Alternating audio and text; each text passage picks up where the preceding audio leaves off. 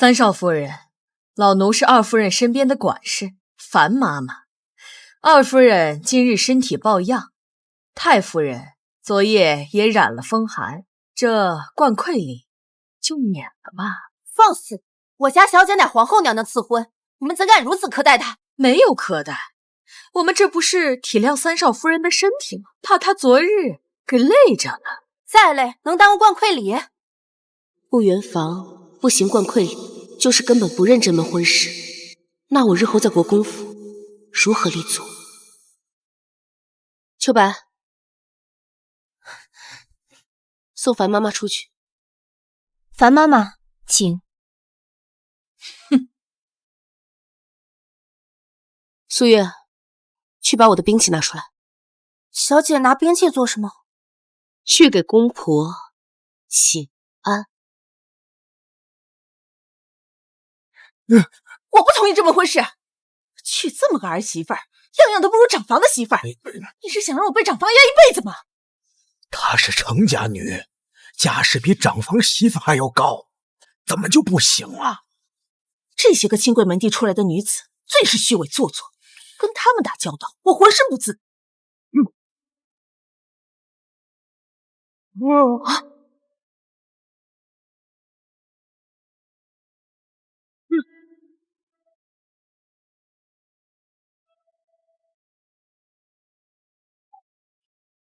这程氏，你这是要干什么？有话好好说，莫要闹大，不尽公婆的罪名，你担待不起。公爹所言极是，儿媳不敢不敬。儿媳程氏拜见公爹婆母。来人，把我的长枪拿出来！你消停一点吧，这婆媳在这院子里武斗，叫别人看见会笑话的。我管他的！长房要笑话的。婆母，可否将你腕子上的翠玉镯子赐给儿媳啊？你敢？婆母为何住在绛云院，而不是国公府的正院承明堂？这儿媳妇真虎，哪壶不开提哪壶。把我的枪拿来！长房的大老爷还有2位少爷都已经去世了，所以这爵位才落到了3少爷头上。可是您儿子明明都已经是国公爷了，这国公府的家产却还是由长房婆媳把持。国公府最体面的正院承明堂也是由长房婆媳居住，您这个二夫人处处受人压制，到现在都没能翻身，这又是为什么呢？他怎么知道的这么清楚？难道外面都传开了？那是因为太夫人根本就没有想让二房继承家业，要不是长房绝后了，这爵位也轮不到你二房的3少爷来继承。而且公爹这个嫡子还在世，却由嫡孙来继承爵位。您说他老人家到底为什么这么看不上二房？那是因为他偏心。婆母，这可不是偏心。您出身柱国大将军府，公爹也是武将，3少爷更是自幼在边疆立了战功之后才回到金鸡营当差。你们二房啊，从血脉里带着武人气。武人怎么了？老国公爷就是从容之功，替先帝打下了江山，这才封的爵。太夫人自己出身书香门第，她瞧不起武将。哎呀，莫要忘义娘，是他偏心，还不让我抱怨？可这长房婆媳都是书香门第出身，而婆母您出身就摆在这儿。要是太夫人在一日，您就永远都要被长嫂压一头。我看这太夫人可健朗得很，您恐怕还得被她压着几10年呢。那我该怎么办？婆母，你看我不是嫁进来了？你，吴郡世家的程氏出过多少文人宰相，你应该都数得过来。若论清贵、诗书传家，长房婆媳又有谁有资格在我面前居啊？婆母，您呀要知道战场在哪里，敌人是谁才能赢。只要咱们婆媳一条心，定能搬去承明堂，那是国公府的正院，它本就该属于我们。这下您可以把手腕上的翠玉镯子赏给儿媳了吧？今日冠馈里，儿媳须得一个镇宅法宝，这样儿媳得了贵重的镯子，才能立住脚。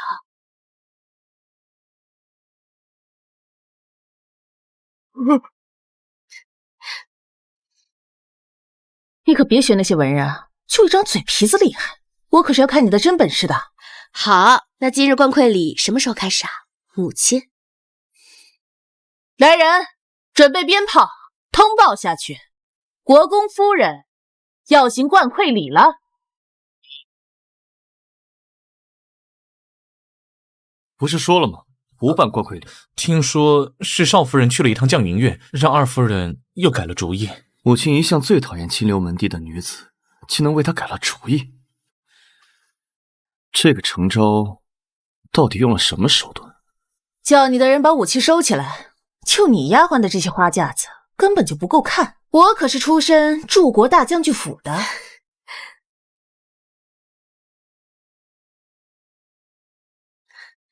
是我的丫鬟呢，比不上您一根毫毛。知道就好。啊，刚才谁踹的门啊？可能是那个门栓年久失修，自己断掉了。儿媳真是替您委屈，您都是国公爷的母亲了，却还要住在这破烂的地方。婆母啊，可否告诉我，今日要见哪些人？太夫人是国公爷的祖母，也是国公府的天。大夫人跟我向来不对付，她那个人最是虚伪，喜欢背地里使坏。大少夫人性子乖顺，但说到底是大方的人，我也不喜欢。穆姜，皇帝捡来的孤女，由太夫人抚养长大，今年17岁。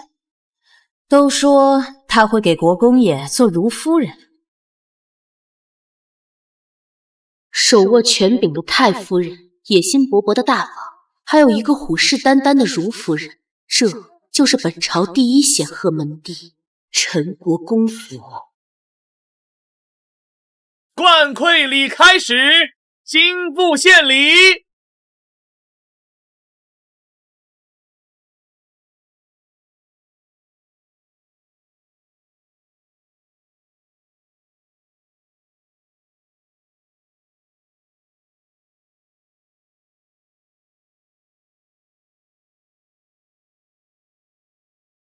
孙媳见过太夫人、公爹、婆母，这是孙媳给长辈们的一些执剑礼。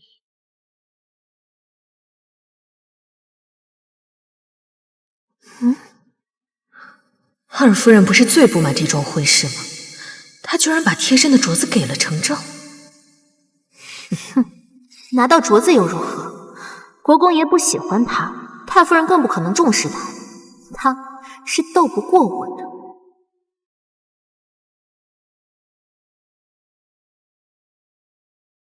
起来吧。是。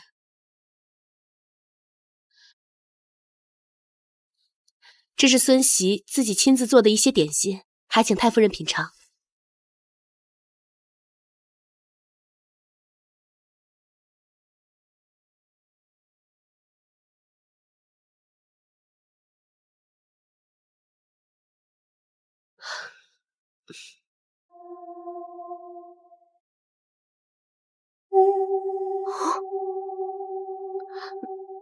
怎么了？是不合您的口味吗？啊，这玉团糕味道不错，新娘子不愧是出身吴郡世家，教养好，厨艺也出色。你做种妇，乃我周氏之幸。母亲是糊涂了吗？怎么能叫她种妇？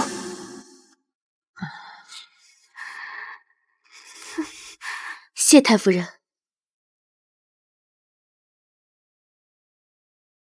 他竟能让太夫人这么高抬他，这儿媳的能力当真不小。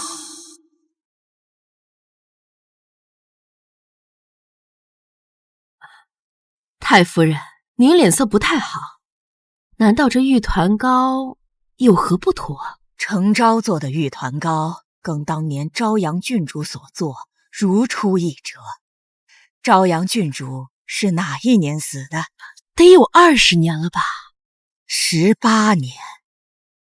你说，万一他没死，程家会不会偷偷的把他藏起来？他当年腹中是否怀有胎儿？您是怀疑少夫人是朝阳郡主的女儿？不会的，他都死透了。心腹的闺名一个昭字，今年17岁。您别多想啊，这个名字也很常见。算了，谅他也掀不起什么风浪来。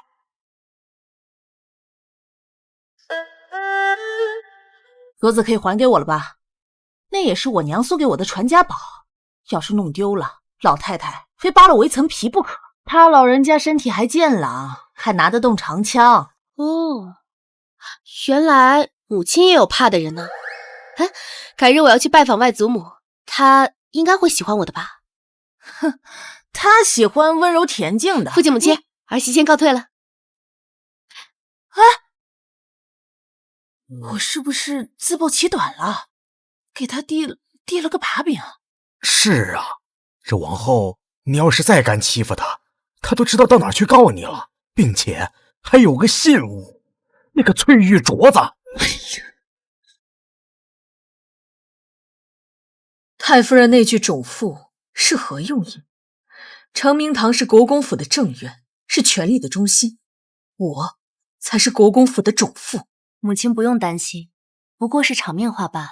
若是程氏有了孩子，不会，太夫人比咱们更害怕程氏有子嗣。穆姜从小在太夫人身边长大，太夫人定会扶持他。等到穆姜生下长子，才轮得到程氏，我们就先等一等。当年你和周元慎，我和他并没有什么，只是外面胡传的。若国公爷能肩挑两房，那么你也是国公夫人。母亲，你令儿媳为难了。生存当前，你不用在意什么清誉，只要承明堂还在我们手里，你不用在意任何流言蜚语。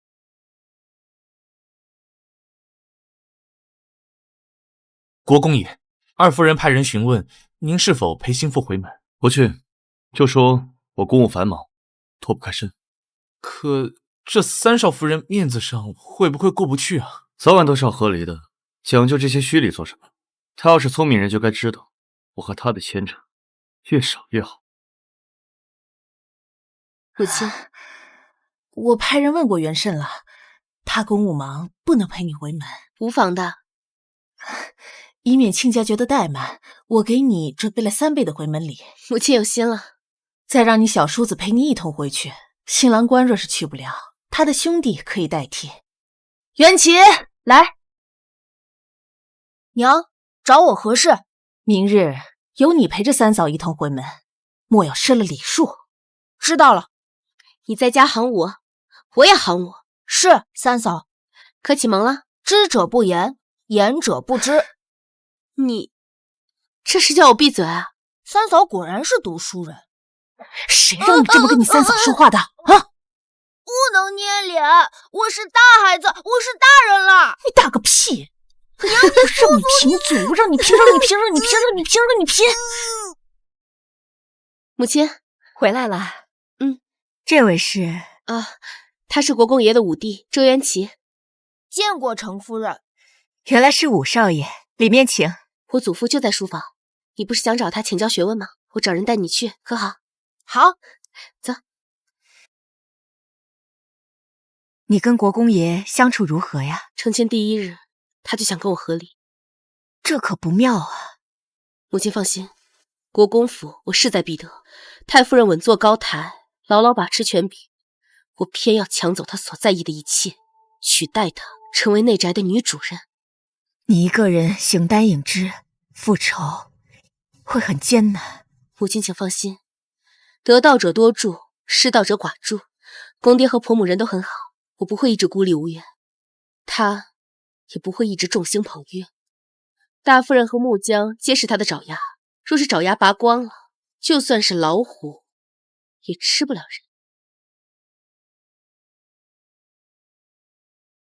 人。啊，莽夫回府了。莽夫？你是说国公爷？是他。你怎么知道他回府了？我看到门外的战马和他的副将了。三哥，三哥，他就是国公爷？是，听说他很快就要纳妾了。他们应该很恩爱吧？毕竟从小青梅竹马一起长大。你难不难过？我不难过，我也从不为难自己。程昭，国公爷连碰都不愿意碰你，很快又要娶我进门了，你就等着成为笑柄，孤独终老吧。三哥，下个月就是我们的婚事了，你高兴吗？什么婚事？你不知道？不就是纳妾礼吗？我有了夫人，纳妾算不得娶。可我是如夫人。如夫人不算是妾吗？这话不错，很通世俗礼仪。妻便是妻，妾便是妾，纲常不紊乱。你尽议了。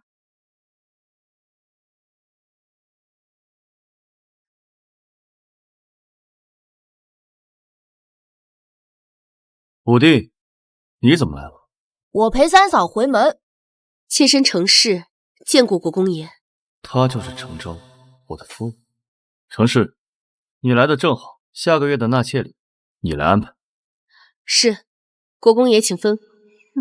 我就算是妾，也一定比程昭这个正妻受宠。三哥才不会怠慢我。三哥，他初来乍到，又没主持过大场面，到时候宾客来得多，一定会露怯。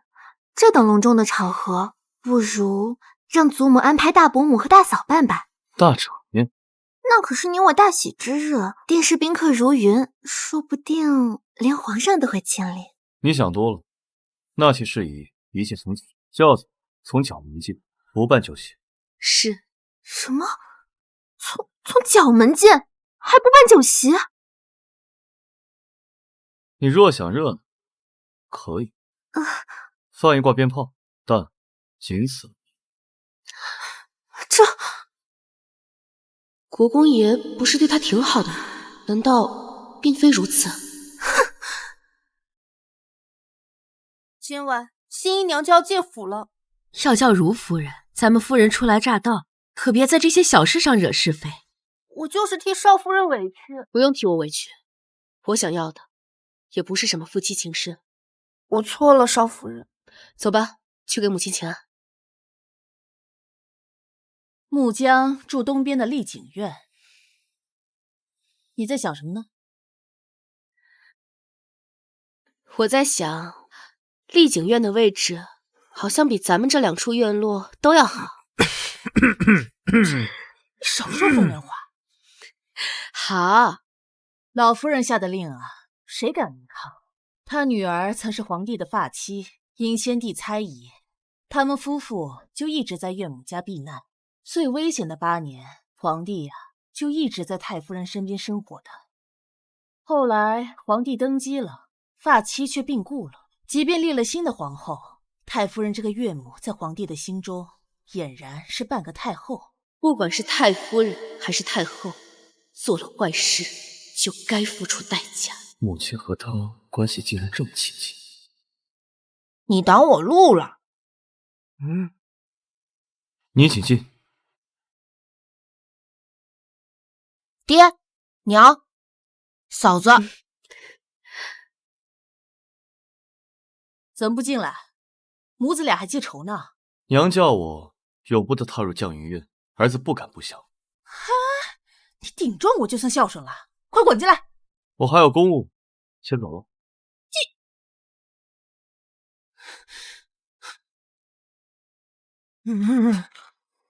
夫人，这怎么又生气了？还不是你那个当了国公爷的儿子，过家门而不入。哇，叫儿媳妇听到了，会不会跟我抱怨她被丈夫冷落，还要把皇后赐婚拿出来说道？儿媳的小厨房啊，做了酸萝卜鸭子汤，请父亲母亲尝尝。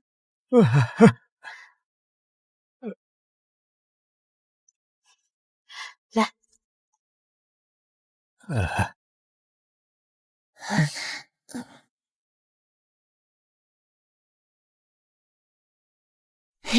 五弟有口福啦，来，记得多喝一点。谢谢嫂子。真好喝呀！这是什么汤啊？真好喝呀！我没喝过呀，我。这是我们吴郡的吃法，我娘家秋冬总是烧来吃，滋补又降燥。全身在门口都不进来见他，他竟一个字都没抱怨。我母性子直，我若抱怨了，反倒惹他厌烦。有时候不说比说更有成效。这些亲门疏远也是有些好处的。你想夸儿媳，你就直说，1碗汤就把你给收买了。她沉得住气，嫁过来1个月了，穆江又过了名目，她没哭没闹，甚至没有半点恐慌。这份心性啊，我是服气的。那人女人很能忍的，是这些读书人家的姑娘能忍，换作是我的姑娘，我才不舍得让她受这样的委屈呢。哎，你让元慎呐，别太冷落正妻。元慎呐，是天子的近臣，比咱们更擅长揣测圣心。至于他为什么冷落皇后的指婚人，这里面一定有他的道理，你别管。我不是瞧着程氏可怜吗？花容月貌的，就这么独守空房。我瞅着程氏倒不苦，我看他那精神呐，挺好的。就算是不能恩爱，那每个月他也该去农华院点个卯，这样下人们就不敢欺辱程氏了。等我见着元慎，我跟他说一说。但你不要大张旗鼓，娘要捧穆姑娘，你可不要唱反调，要不他可真点你。我听不懂。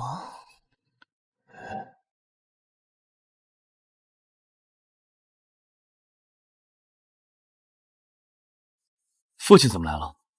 是有话交代你，就算是你有顾虑，也不该一直冷落正妻，他会遭人闲话的。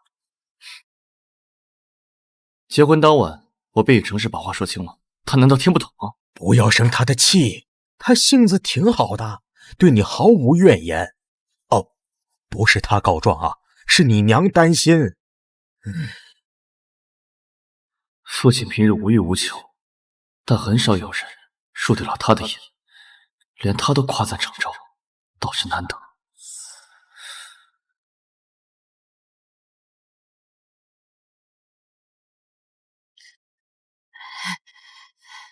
这天儿说冷就冷，国公爷白天来过，得知您带着五少爷去了程家，就又走了。他说什么了吗？没有，那就不用管了。相国今日跟您说什么了？祖父让我安心住下，又告诉了我一些周氏内幕。国公爷可能会肩挑两方。太夫人向皇上提请过，宫里有祖父的人，他得到了消息。也合理，太夫人不想过继旁支的孩子。如果长嫂也是国公爷的妻，那绝产就会顺利留在长房。如此，那您的处境就更难了。现在当务之急就是拿到国公夫人的诰命，不然我真的要被太夫人给架空了。最好、最快捷的方式就是先赶紧与国公爷做真夫妻，有子嗣。诰命需要太夫人或者是国公爷向皇上求旨。太夫人那边上次您借着玉团糕的事威胁他心里更记恨于你。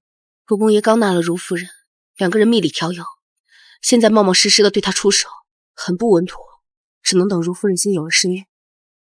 老奴听说太夫人给如夫人赏赐2个美貌的婢女，如果她真的怀孕，这2个婢女就会做通房丫鬟。国公爷不可能离得开丽景院，你连这个都打听到了？为了绛云院的婆子，您笼络了二夫人，她愿意提点咱们。我这个婆母啊，心地良善，对人也不设防，我倒是真心喜欢她，也不是利用她。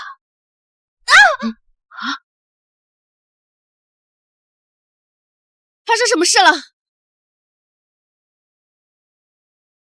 当时什么东西在动，我以为有人偷窥，刚一伸手它就咬了我，是慢风蛇，快拿刀来，恐怕要砍下这只手才能保命。慢着，军中密探传信会用到慢风蛇，这蛇定是周元慎养的，他肯定有解药。用绳子绑紧秋白手腕，刺破手指，放出毒血。我出去一趟，不可砍手，务必等我。国公爷，国公爷，你是何人？我是国公夫人，我要见国公爷。国公爷不在。国公爷，我的丫鬟被慢风蛇咬伤了，需要解药。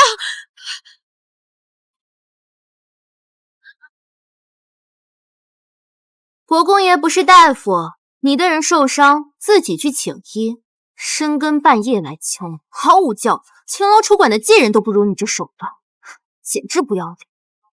哼！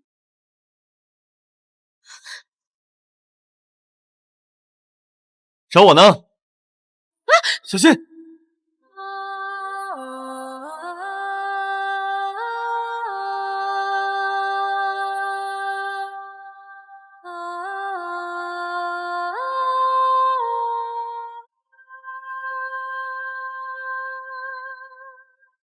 国公爷，我的丫鬟，给你药，谢谢。半个时辰之内不会死。慢风蛇毒性没那么强。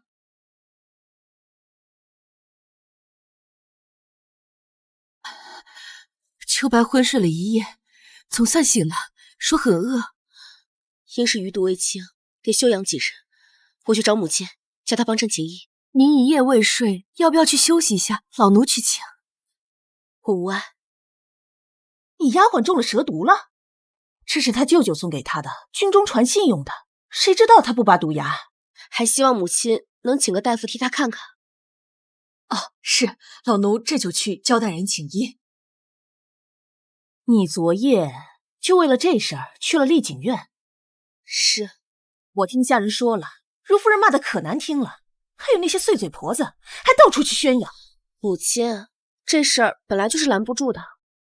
你也是的，不知道派个丫鬟去找人。这下好了，我们婆媳俩都成了笑话了，你还连累了我。是儿媳考虑不周，给母亲惹麻烦了。你看看，他们就这么欺负人。哎呦，气死我！我沉不住气，还指望着你能有点涵养，没想到不是一家人不进一家门。母亲，别恼了，这可是个好机会，您一定要帮儿媳把这件事传得更远更广。你是信疯了？等这件事传得不可收拾了，我就去跟皇后娘娘哭诉。到时候，国公爷为了避免宠妾灭妻，他和太夫人就都会妥协。那个时候，他们就该给我请告密。淑夫人，这几日府里都在说少夫人没本事笼络国公爷，大半夜的跑到您这来抢人，被您骂出去，好没脸。在国公府，他毫无还手之力，别以为赐婚就可以作威作福。我是他惹不起的人。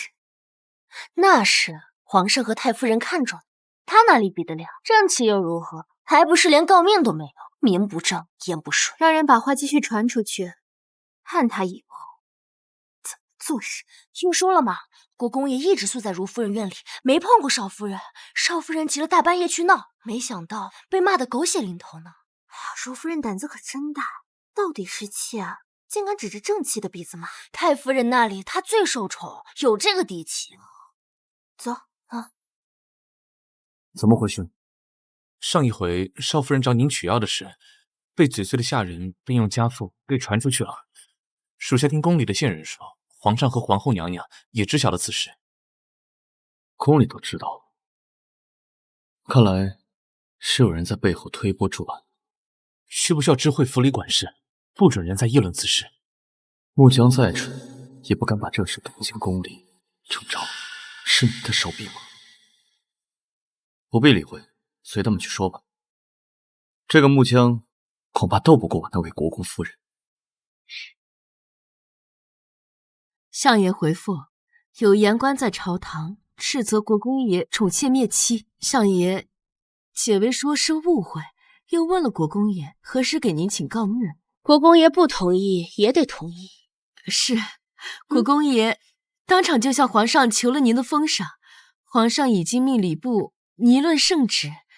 看来这圣旨很快就要到来了。国公爷若是过问了二夫人，就该知道此事是您在推波助澜，会不会与你离心？我与他本就比普通人还陌生，他人不来，国公夫人名分再不给我，当我好欺负是吧？是。哦，对了，水凉了，快去帮我换一碗。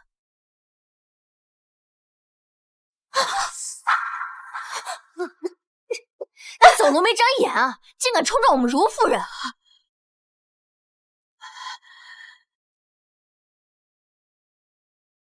少夫人怎么连下人都管不住啊？冒冒失失的，这次是冲撞了我，下回要是冲撞太夫人，吃不了兜着走。还愣着干什么？哪只手打的，就给我废了哪只手！你敢？你看我敢不敢？动手！是。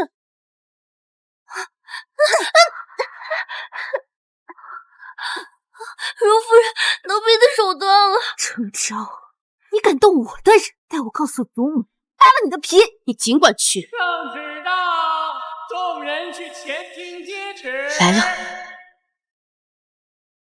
不用想都知道，这圣旨定是皇上给太夫人。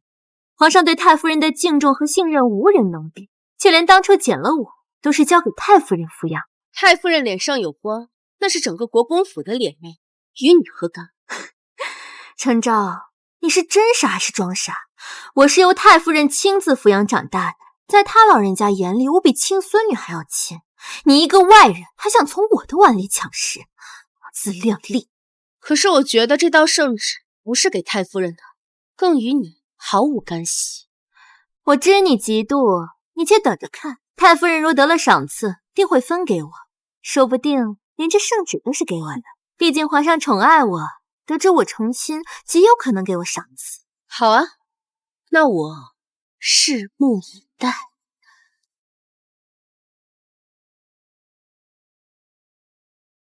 奉天承运皇帝诏曰：朕闻立国以家为本，治道由内而张。自尔陈国公夫人成氏，温恭贤孝，捋顺含章，兹特封尔为陈国公夫人，受超品诰命，唯望尔永保贤德，和睦家事，更修己身，以成天恩。钦此。不可能，皇上怎么会突然封他为诰命？国公夫人，接旨吧。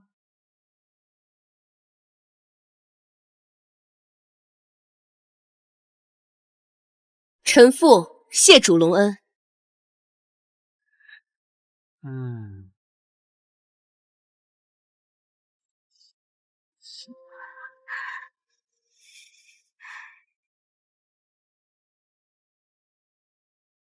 我跟你说过多少次，要持重沉稳，遇事三思。现在好了，搬起石头砸自己的脚。祖母，我不曾造谣，他的确3更半夜去敲门。你还不知足？你教教我，这次我吃了大亏，替他做了嫁衣。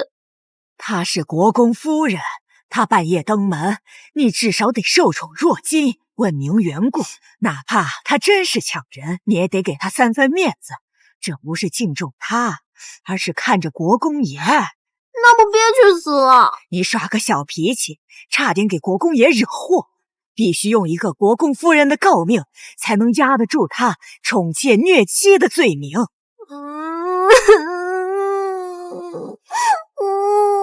好了好了，一个诰命夫人的虚名不值什么，咱们这样的人家最不缺的就是诰命。你赶紧生一个儿子才是正经事。是，子嗣哪有那么容易？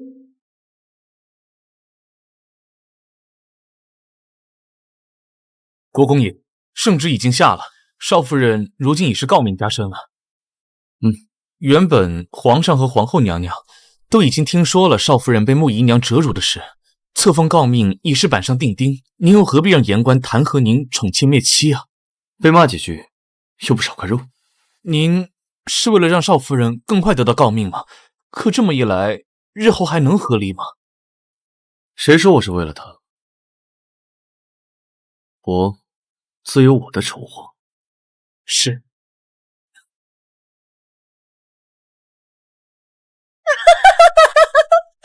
母亲很开心？开心啊！我当然开心了。你看到今天大夫人那个脸色了没？那比中毒还难看。你呀，可真是有本事，遇到任何事情啊，都能从从容容，游刃有余。这还不得多亏了母亲暗中出手相助吗？呀，你这么一说，那我也有功劳的嘛。当然了。哎呀，2日之后，太夫人还要为你设宴庆贺，到时候包括木江在内的所有人都得认你这个国公夫人。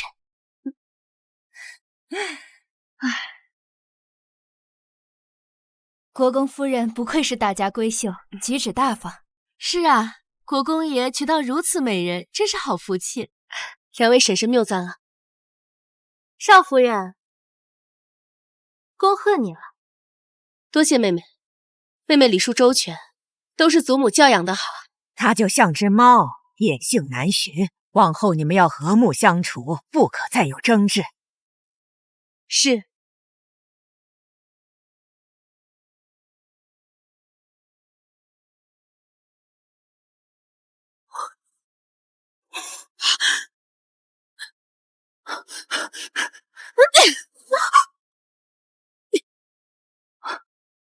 母亲，你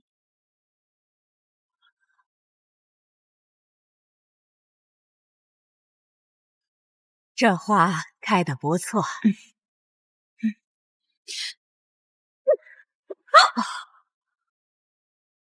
你敢打我？跪下！你还敢逞凶？闹什么？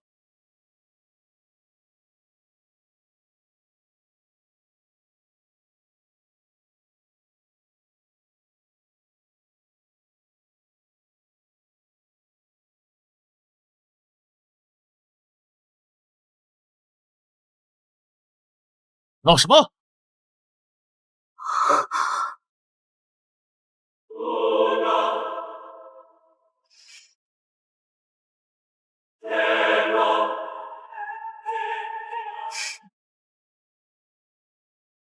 娘，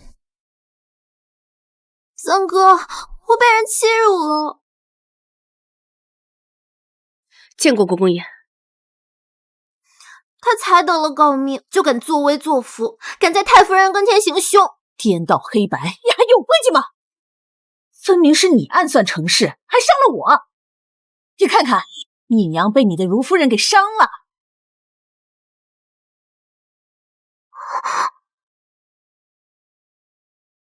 阿江有些无礼，都怪我平日纵容，我自省。我不敢。说什么自省，分明就施压。这么多年，永远是这个把戏。让祖母自省，那便是孙儿的不是了。孙儿罪该万死。此事因穆姨娘而起，那便罚她在庭院跪1个时辰，向祖母赔罪。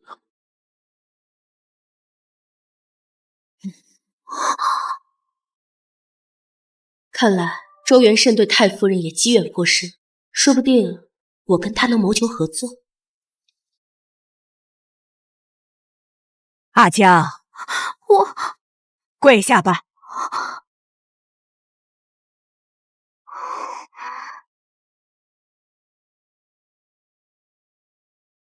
天色不早了，祖母好生歇息吧。孙儿告退。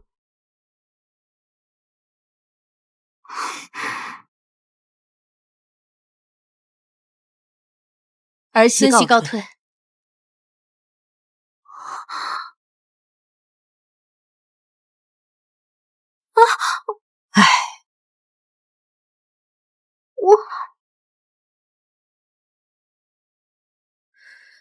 青桃，你可听到国公爷喊穆江叫穆姨娘？是，儿媳听到了。他竟这般刻薄，当着太夫人的面竟这般叫他。看来是穆江他们落了下风，也许是穆江和太夫人轻敌了，没把程氏放在眼里，所以才暂时落了下风。二房有好戏看。好，等他们斗得你死我活，再提你和国公爷的事。你是清门淑女，可能一时半会儿接受不了精挑，可你想想程氏，他凭借着不要脸就得到了诰命，有时候为了前途也该放下一些架子。你顶撞了你祖母。无妨，祖母很公正，我只是实话实说。还不是瞧不起你媳妇儿？啊，今夜你歇哪儿？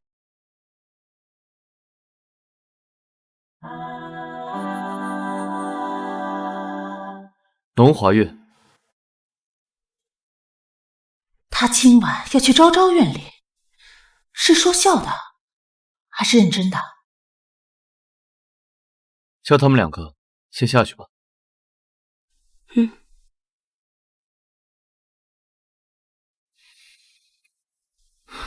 原本我告诉过你，叫你安心住下，等待局势明朗。程氏无在家之女，你说要助我和离再嫁，着实如五雷轰顶。如此，你便是认命了。我才不到20岁，就有了超品诰命，这可是极好的命，妾身求之不得。更何况，我们是夫妻，一荣俱荣，一损俱损，我绝对不会拖你的后腿。他就这么不想离开我？也罢。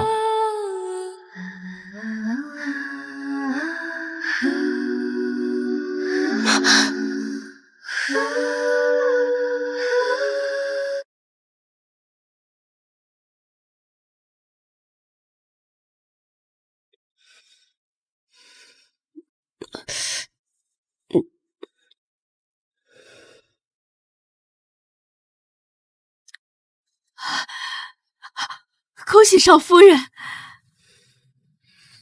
少夫人不高兴？她往后应该不会常来农华院吧？疼吧？你害怕了？上次告诉过你的，头一次是会疼一些的，以后就不会了。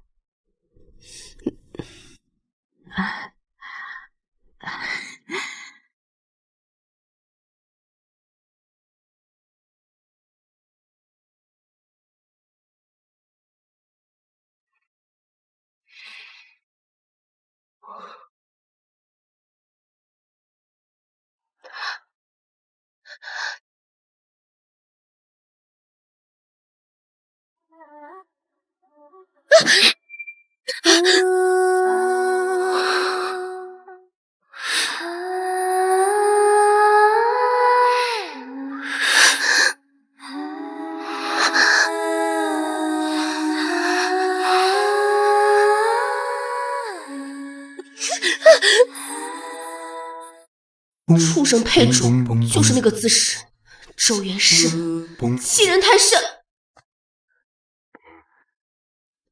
国公爷还没走啊？后日是福康公主寿辰，你随我去贺寿。我知道了，妾身与福康长公主相熟，她的长子时常到程家请教学问。祖母还在的时候，正旦春宴，长公主也会亲自登门。如此甚好。国公爷不去忙公务吗？嘣嘣嘣嘣嘣，嘣嘣嘣嘣嘣。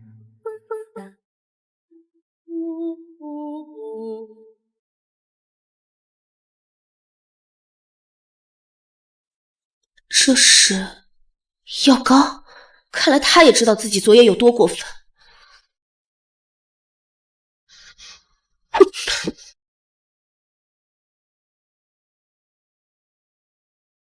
今日福康长公主寿辰，戴黄金首饰。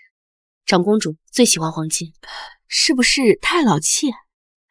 把我出阁时候大姐姐送的那套黄金头面拿出来，她出自万大家之手。长公主也很喜欢万大家，长公主应该也有很多这样的首饰，万一撞了公主的，是否会惹她不快？没事的，长公主待我亲厚，就算是撞了，也不影响我们之间的关系。但这是我第一次赴宴，若不出头，就会永远被压着。您说的是，我这就去拿。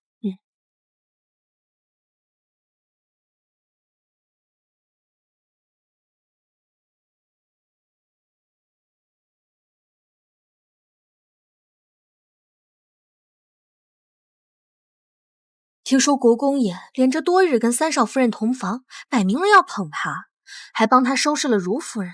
往后见了少夫人啊，要恭敬些，不可怠慢。管事婆子这次送来的银炭品质极好，没有半点次品。所以我想明白了，人不能既要又要。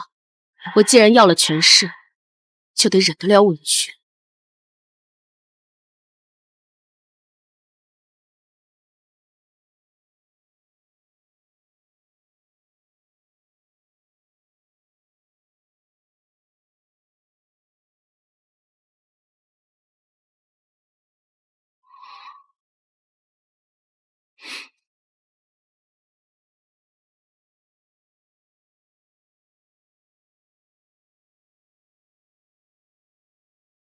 国公爷，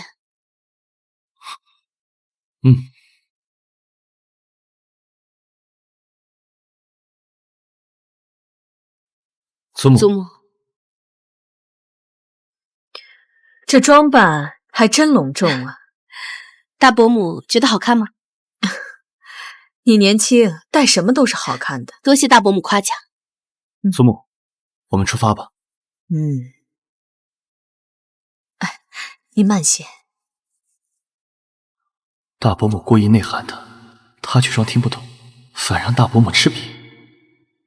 丞相国的孙女果然是个小狐狸。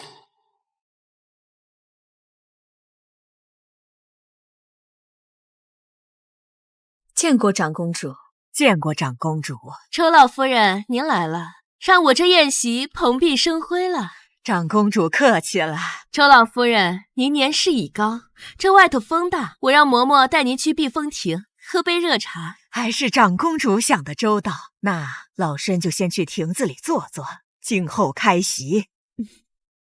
你们可要把长公主陪好了。是。老夫人这边请。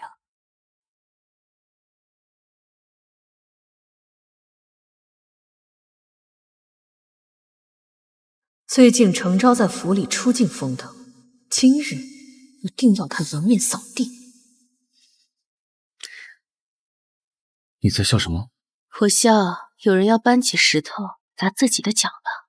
哼，你自己小心，我先去南壁那里。长公主这步摇，巧着与我家国公夫人的头饰出自一人之手。这种金饰啊，还是长公主戴着，更为端庄大气。我从未见过比长公主更适合戴这种头面的人了。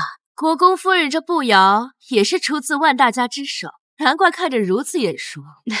是，周家大夫人是暗示国公夫人不懂事，抢长公主风头啊！我看呀，这位国公夫人要倒霉喽。托了公主的福，若不是公主喜欢，万大家哪能打造出这么漂亮的首饰？我们便不能沾光了。万大家时常跟人说，要不是公主赏识，明珠蒙尘，他和妻女都是要饿死的。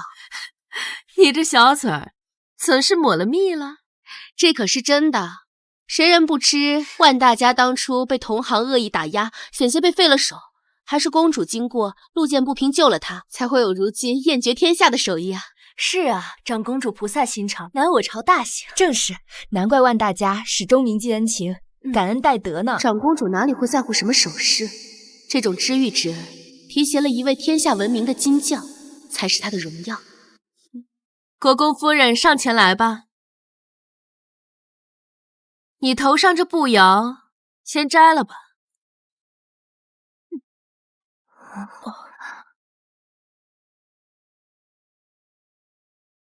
你们先聊着，你跟我来。是。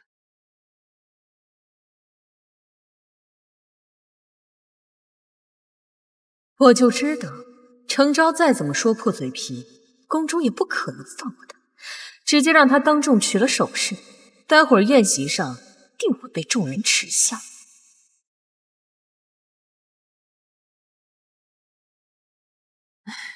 过来，坐下。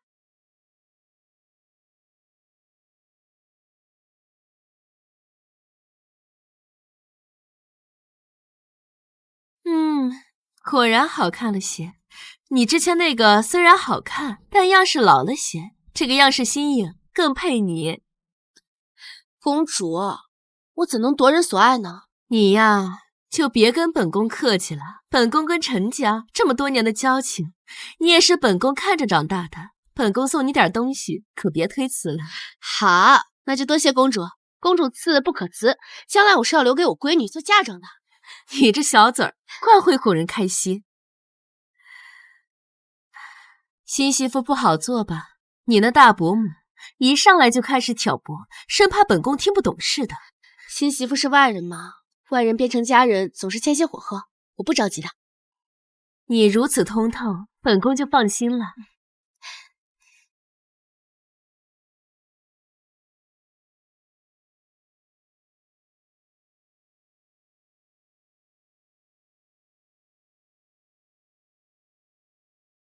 程昭呢？怎么只有你在，不见他的人影啊？娘，程昭他惹祸了。怎么回事？还不是他太过张扬，今日非要带那万大家做的金步摇，碰巧长公主今日也带了万大家做的步摇，这不一瞧见程昭也带了，自然是不高兴了。长公主她表现出不高兴了吗？那是自然，长公主今日特意把他叫了去，当着那么多人的面让他把金饰拿下，最后还特意把他叫了去，私下定是训斥了他一番。程昭啊，这回是冲撞长公主了。没想到她作为心腹头一次出门就惹了麻烦。是啊，有些人刚刚做了诰命夫人就不可一世了。娘，这回你可得好好说说他。他应该不会有事吧？长公主到。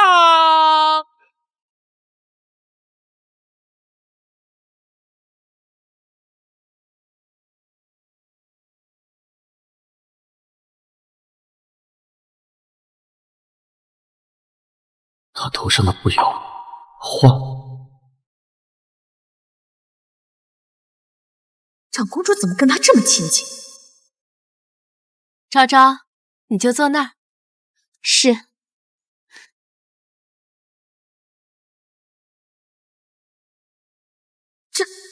这不是长公主的步摇吗？怎么到了程昭的头上？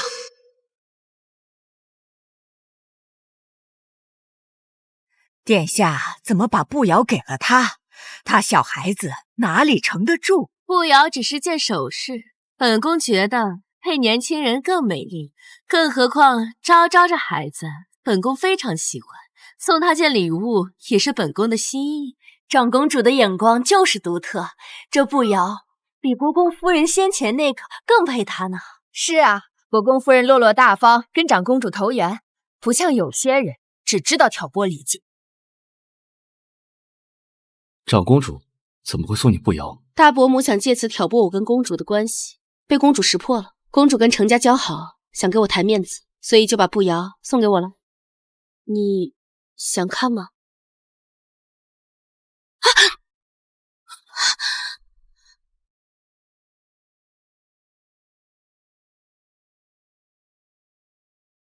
这你可以玩个鸡。怎么玩啊？你会吗？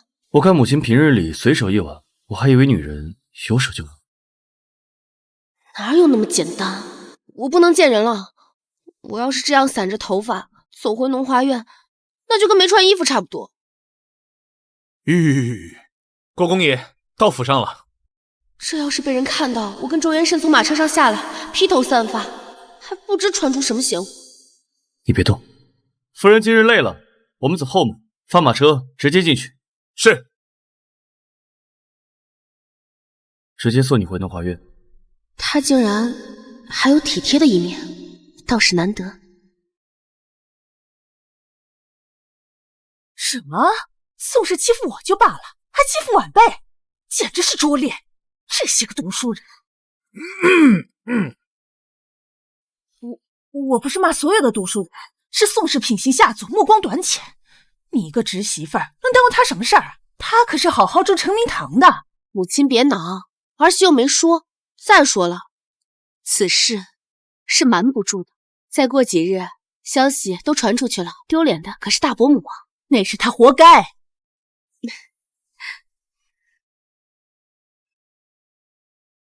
来，晚宴上没吃饱的，你多吃一些，不会有人笑你。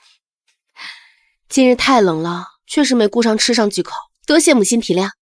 莽夫换了副将，之前那个黑长脸的换成了黑圆脸的。之前那个吴副将7、8岁就跟他身边了，不应该换的，应该是有什么事把他派遣出去了。哦，是送出去历练了一下。一个人的左膀右臂岂能随意派出去？恐怕上一次周元慎当众训斥了木匠，惹得太夫人不快，吴副将不走就会死。周元慎只得壮士断腕。夫人，太夫人那里派人过来，说是请人和少夫人用完膳，去他那里一趟。二婶、弟妹，你们稍坐，祖母快好了。你去忙吧，我们自坐。瞧他那说话的语气，像他自己是主人，我们二房是外人似的。该不会把咱们叫来看他们一家人亲亲热热吧？那母亲，我们也亲热亲热一下。哎呀，母亲别介意，外人特意让我们看到，就是为了让您生气呢。只要我们不在意，我们就赢了。我听你的，沉住气。哎呀，坐。喝茶。太夫人到。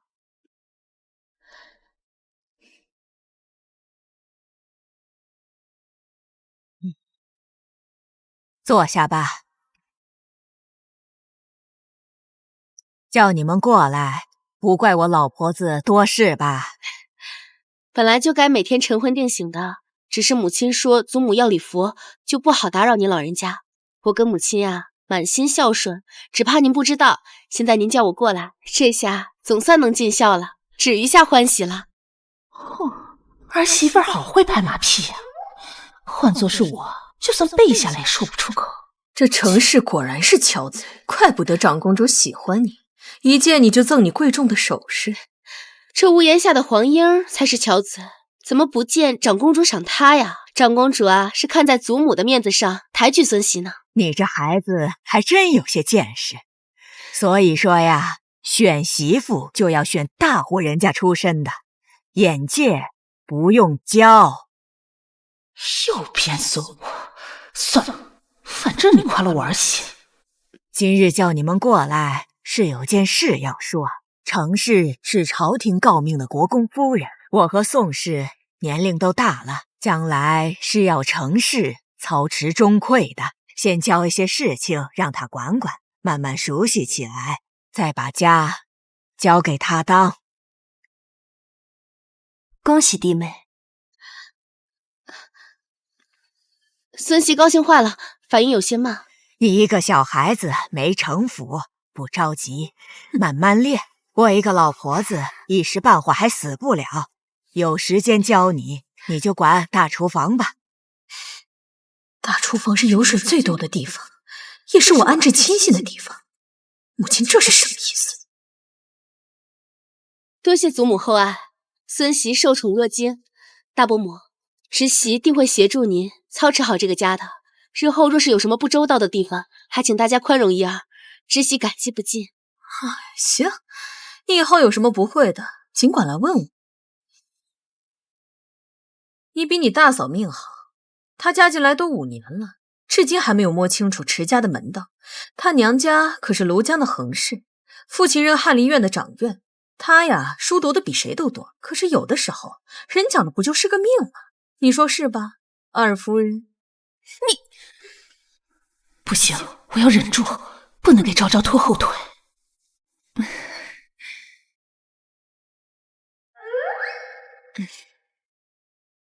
从明日起，你也去承明堂办差吧。明早你们就把差事交接一番。是。真叫你管大厨房呀？这是把肥肉送到嘴边呢，肯定有什么陷阱。等我接手了大厨房，弄清了其中的缘故，再仔细和母亲说。那你可要告诉我，我可好奇死了。好。今天你看大伯母的脸色了没？嫁过来20几年，太夫人一直捧着，我头一次看她吃瘪。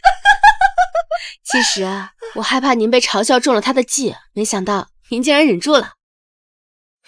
我想了的，我当时就想着要不要帮你骂回去，但是我后来又想了想，我是怕帮你帮到忙，所以才没吱声。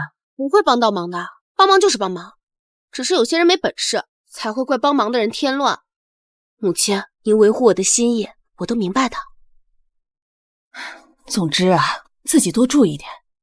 宅内诸事，我属实心有余力不足。母亲已经帮我良多了。新婚时，要是母亲没有给我这个镯子，我也无法施展拳脚。母亲不要妄自菲薄，日后还要多仰仗您呢。哎呦，怪不得太夫人都夸你，你这张嘴可真厉害。让大夫人失去厨房，还只是个开始。国公爷，您找我。坐吧。我听闻祖母叫你管大厨房。是，祖母是这么吩咐的。我打算明日便去接差事。大厨房最近是有些乱，还请国公爷明示，我正一头雾水呢，打算明日去了再慢慢摸索。要是有您的指引，倒是可以少走很多弯路。下一盘。好。太夫人的管事告老还乡了，她想安排新的亲戚去大厨房，却无从下手。那里被大伯母给控制了。没错，所以她派你去管，这样大祖母的矛盾便会指向你。太夫人坐收渔利。大伯母当家这么多年，确实是没什么实权，一切还是祖母做主。你明白就好。那你希望我怎么做？我希望你独善其身，不要成为别人的刀，更不要被别人当作靶子。他莫不是暗示我，以后国公府的管家权跟我无关，让我不要掺和，那就恕难遵命。国公爷，如夫人来了。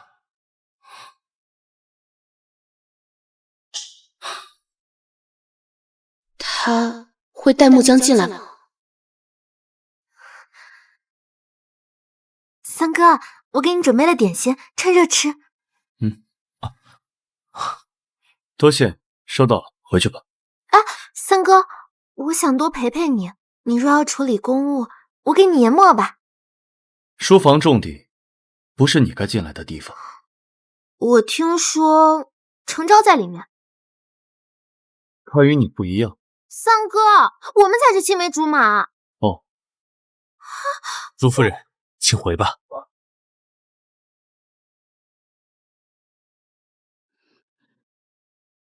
继续。还有件事我要跟你说。你吩咐就好。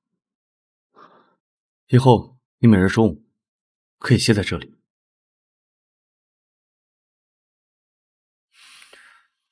你上午要办差，下午亦然。成明堂离你住处太远了，每日回农华院太过奔波。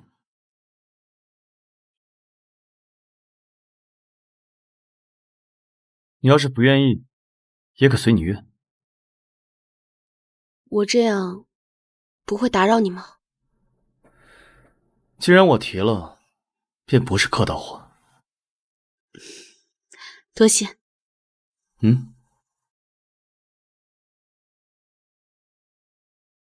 原来他特意叫我过来，是为了给我一处休息的地方。国公夫人午歇时来回奔波，下人们瞧见了少不得嘲笑，我便会没了威望，难以服众。这个男人也不是全然无用。国公爷有心了，他能为您考虑到这些，真不容易。也许不是为了我，是为了他自己。怎么说？周家的内宅院，国公爷更像是一个新主，而太夫人才是真正把持权力的太后。他们俩一直在斗。国公爷想拉拢您？不算拉拢，他肯定看得出来我对他有用。您太悲观了，夫妻之间不该只谈利用。不是悲观，而是认清现实。都说至亲至疏是夫妻，更何况他在利用我，我又何尝不是在利用他？这是大厨房的账簿和对牌，这是大厨房库房的钥匙，你都收下吧。日后我有什么不周到之处，还请大伯母明示。有则改之，无则加勉。不敢，你是太夫人亲自指派过来的，哪里会有什么不妥之处啊？难不成你是说太夫人用人不妥吗？祖母自然是10000个妥帖，只是在大伯母面前，我有些怯，怕诺儿生错。你好好办事，油嘴滑舌的话不用在我跟前讲。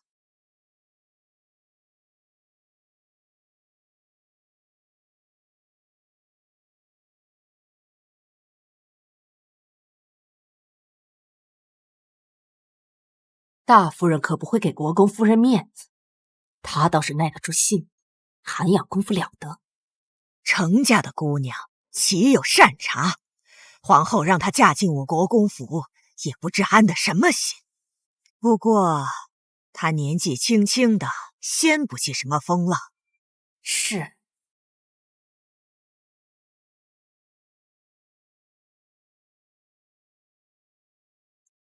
程氏每日中午在哪里用膳？听说在晨晖院午休。是吗？看样子国公爷对他很满意，寻常人可进不到那里。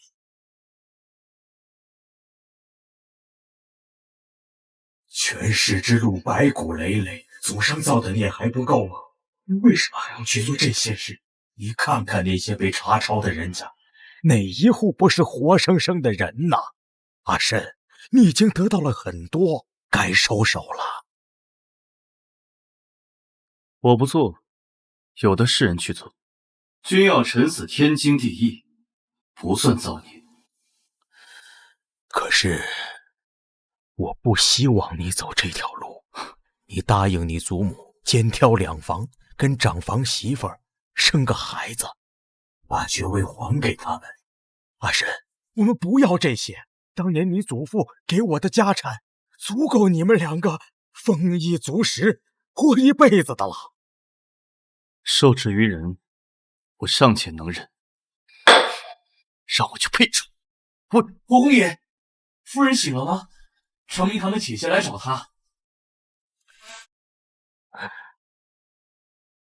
程昭也在这儿。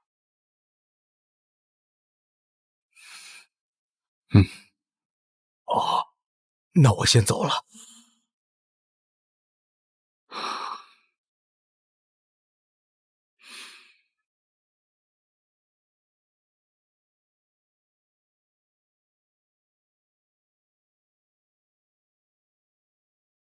你醒了？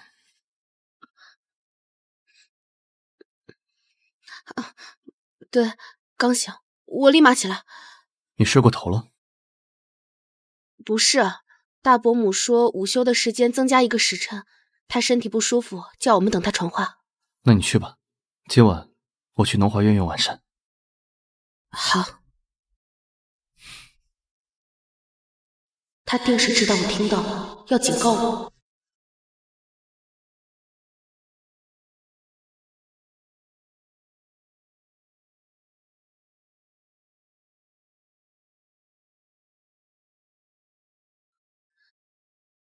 国公爷，在绣什么？一个荷包，快绣好了。那你先绣，我去看会儿书。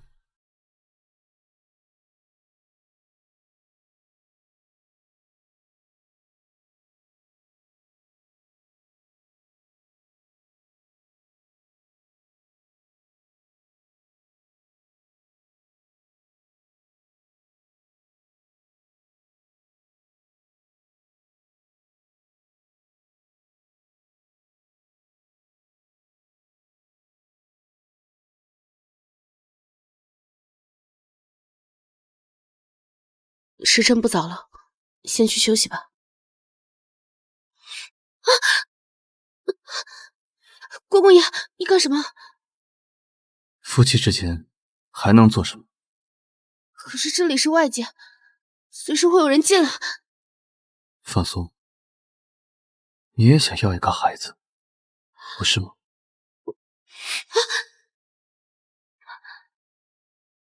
他怎么能这样对我？我是他明媒正娶的妻子，不是他可以亵玩的姘姘。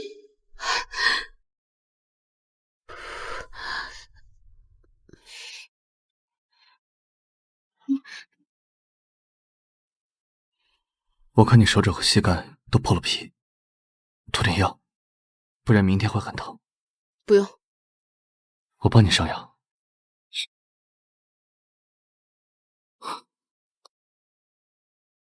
那个，我先去趟书房处理些事情。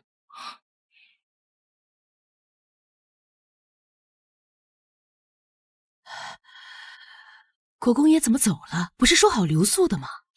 别跟我提他。吵架啦？夫妻之间床头吵架床尾和，没有隔夜的仇。李妈妈，你说我们都同房那么多次了，怎么还没怀上？是不是他不行啊？国公爷还没走远，这可不能乱说。孩子就非得跟男人生吗？从天上掉下来不行吗？天下哪有这样的怪事啊？要是我能得到国公府，还不用伺候男人，那该多好。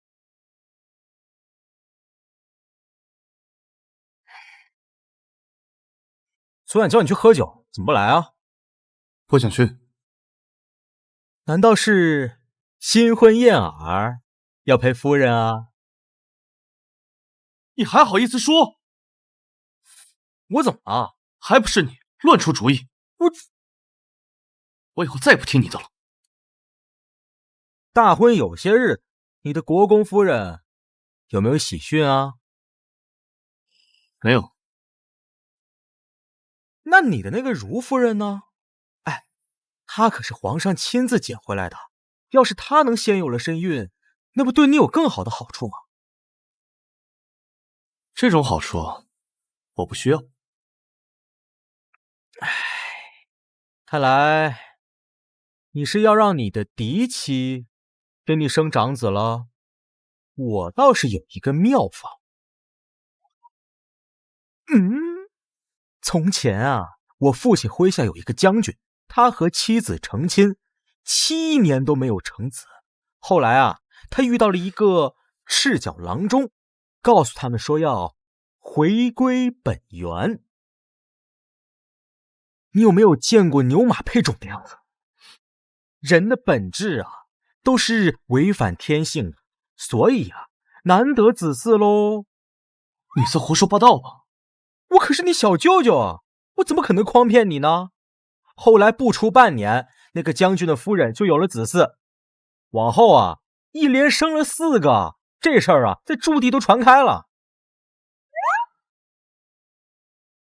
就是听了他的鬼话，每次同房过后，郑州都是我的气。我还有事，别来烦我。水还没喝呢，赶紧滚！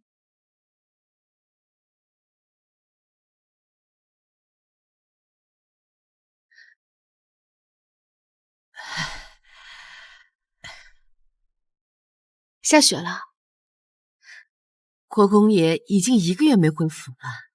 听说如夫人这小半个月里也没在府里，你说他们会不会……别跟我提他，他们在一起正好，少来烦我。这话不像是您说的，倒像是二夫人说的。你们婆媳在一起久了，耳濡目染了。为何跟国公爷致歉？因为我觉得他不尊重我。会不会有什么误会？男人有时情到浓时收不住。什么感情？不过是名义上的夫妻罢了，各取所需而已。各取所需。国公爷，您想见少夫人，为何不直接找她？谁说我想见她？路过而已。又不在府中住，却路过这里3回，口是心非。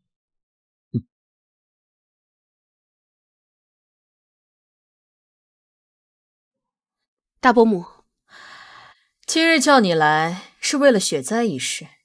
大雪连下了3日，有不少人因此而受灾。往年这个时候，国公府都是要搭建粥棚，为百姓施粥的。这可是行善积德的好事啊。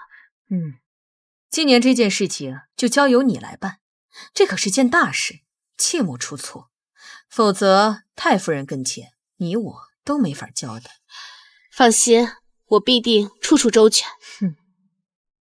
这种扬善名的机会，他怎么会让给我？恐怕会有陷阱。李妈妈，你派人去一趟程家，告诉我母亲，在施粥那一日，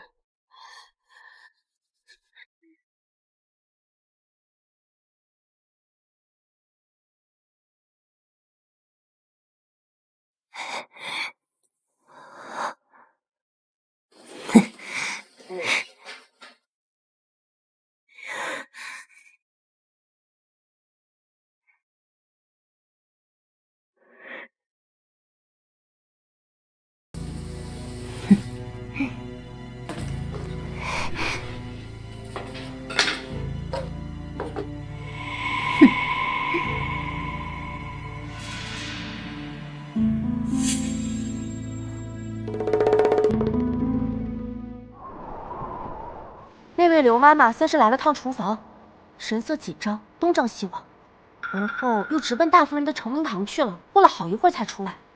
饭后就要施粥了，会不会有什么问题啊？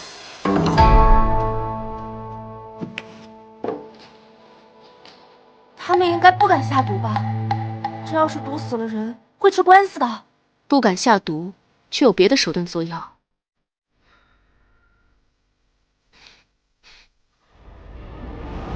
有味道。什么味道？奴婢没有闻到。这样，你替我出去传话，就说今日是国公府太夫人亲自祭梅花娘娘做善事。是。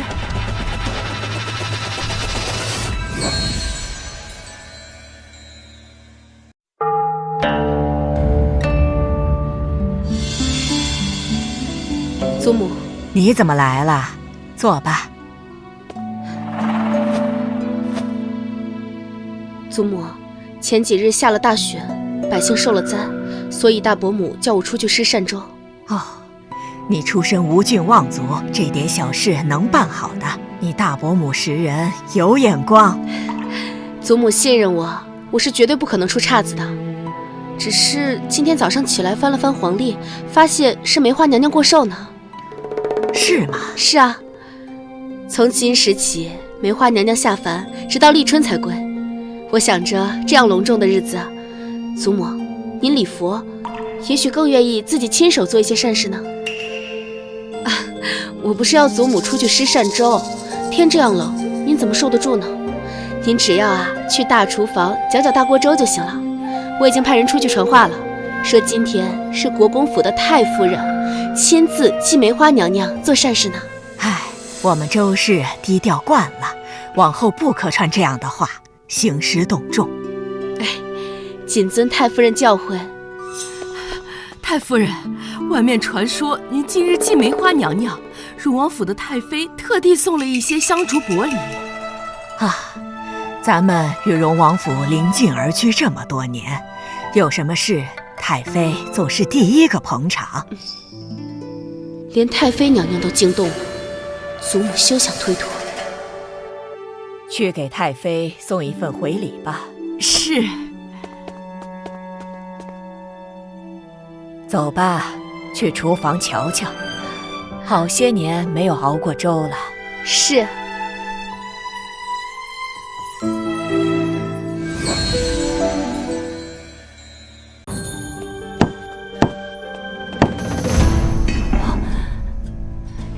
太夫人，您怎么亲自来了？祖母心善，特地过来瞧瞧，毕竟是给百姓的吃食，不能马虎。祖母，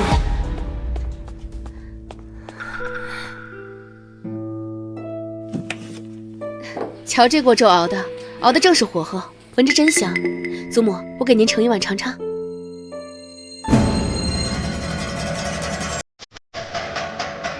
来，给您。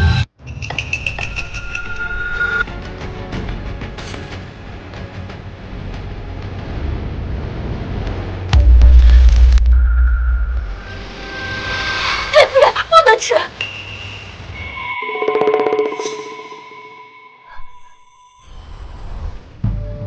再有一会儿就该施粥了，一旦施发下去，尝了的人就会发现有问题，到时候再想更换也来不及了。母亲，这样会不会太铤而走险了？如果这个州被百姓吃出什么问题，或者及时撤州没有按照约定施州，都会让国公府背负骂名的。那些个穷人骂上2句，动摇不了国公府的根基，但是失了面子，太夫人一定会找人发走。只要赶走了陈昭，明日我再重新施州，名声不就挽回了？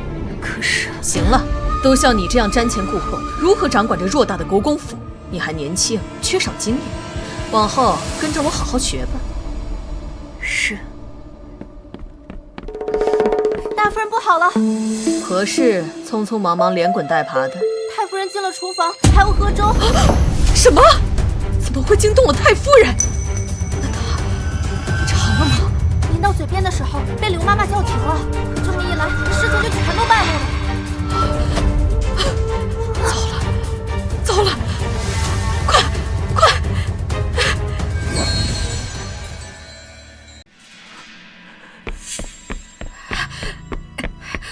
母亲，祖母，拖下去，打30板子，撵出国公府去。太夫人饶命！都是奴婢胆大包天，请太夫人再给奴婢一次机会，奴婢再也不敢了。太夫人饶命啊！太夫人，做善事的你，哪怕你用陈米，尚有情可原。你竟然用发了霉的烂米，万一吃死了人，整个国公府都要问罪。轻则国公爷罚俸坐牢，重则褫绝抄家。你这样害死整个国公府啊！幸而国公夫人激你，识破了你的鬼把戏，你还有脸求情？拖下去吧！太夫人，饶命啊！太夫人！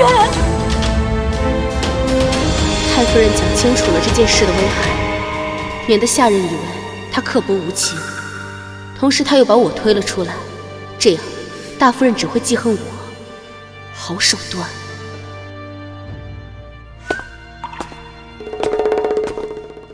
祖母，施粥的时辰已经到了吧？我方才看外头已经有不少百姓在排队了。若是要重新熬粥，定要耽搁许久，能来得及吗？百姓们等得久了，肯定会有不少的抱怨。可现在又有什么办法呢？是呀。此等大事，提前就该检查仔细，至少可以避免现在手忙脚乱。国公夫人第一次负责这样的事，难免有些疏忽。我们让管事的出去解释一下，让百姓们再等等。也只能这样了。来人，叫管事。祖母，不用劳烦管事了，粥我已经准备好了。不可能！你哪来的粥？这厨房根本没有其他粥了。国公夫人，莫不是你太祖母怪罪你管事不力，故意这么说吧？还是说你想用这些发了霉的粥滥竽充数？发了霉的粥，一旦施发下去，祸害无穷。方才祖母已经说清要害了，谁会蠢到再拿他们去施粥？舒夫人，你这话招笑了。想趁机踩我一脚，没门儿！国公夫人的粥从何而来？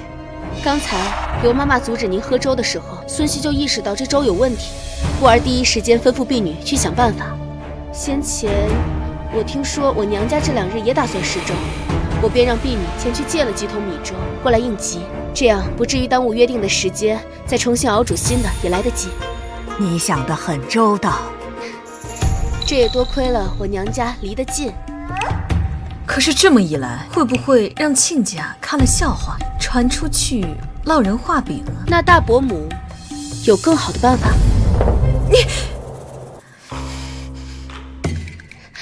大伯母放心，我是国公府的儿媳，国公府下人的阿扎事，我自是不会透露半个字。我只告诉母亲，是我办事不力，用错了陈米，母亲爱女心切，替我遮掩还来不及，怎会宣扬出去？这件事的内情，除了今日在场的人，旁人是不会知晓的。国公夫人做得很好，替咱们免了一桩大祸。我要重赏你，回头从我的库房支出50两金叶子，留着过年赏人吧。多谢祖母。新的粥也重新熬上吧，莫要再出差池。您放心，像我们这样的人家，若不是有心使坏，是不会留美米在库房的。就连库房的老鼠，它也是喂得饱饱的。说起来，这么多美米，怎么会进入府里啊？孙熙觉得门房也疏于管理，许是大伯母事务繁多，难以兼顾，不如把门房也一并给孙熙管了。孙熙年轻，精力旺盛，府里的货品进出必定盯得仔仔细细。宋氏，儿媳在，听到国公夫人的话了吗？既然你精力不济，管不过来，那门房就交给国公夫人来管吧。是，儿媳领命。气死我了！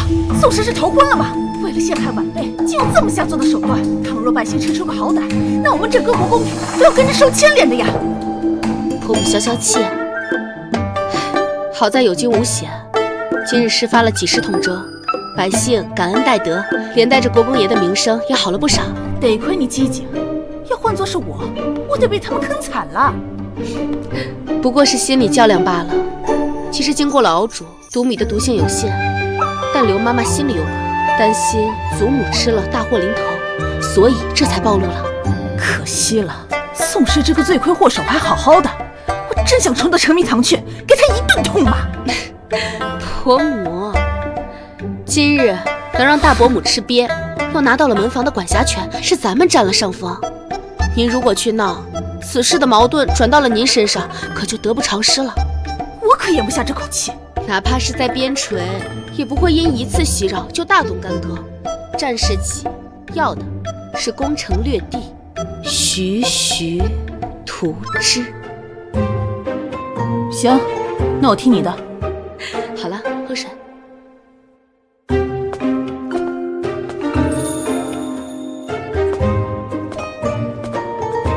哟，你可算是回府了，这么些天没个人影，上哪儿去了？住在我自己的将军府，公务繁忙，那里离宫门更近些。那你可凑过热闹了。府里的事情我也略有耳闻，来的路上听说大伯母去给太夫人请安，被晾院子里了。真的？您没去闹事吧？切，少瞧不起我！这件事儿闹了对我们二房没好处，我才不去。母亲竟也学了些城府。那是儿媳妇教的好，她呀可比你会教，你总是高深莫测的，我都听不懂。哦，您这个儿媳妇儿就那么好？那当然，谁都比不上她。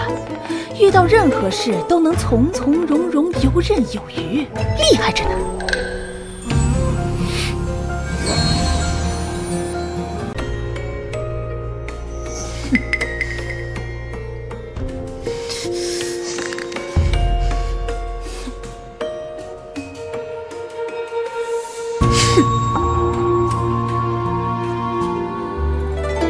母亲，这是儿媳妇的小厨房炖的牛肉汤，清热又滋补，天冷了喝上一碗，一整日身体都暖暖的。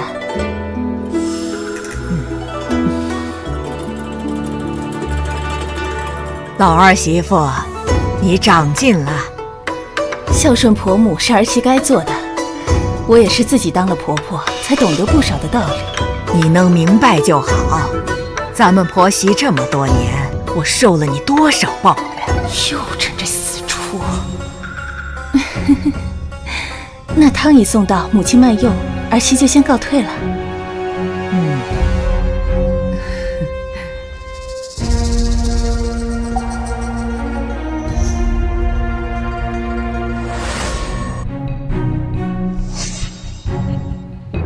看热闹还知道找个借口，老二媳妇果然大有长进。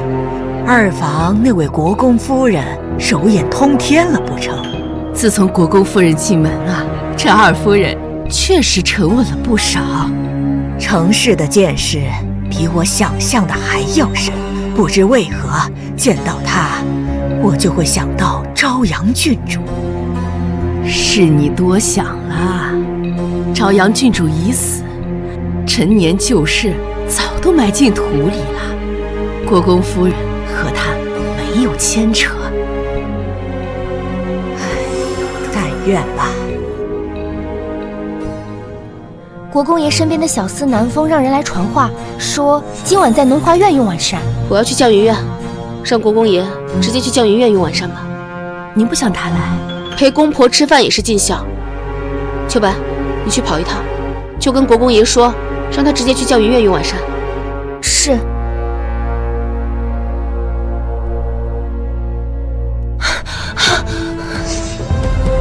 怎么才回来？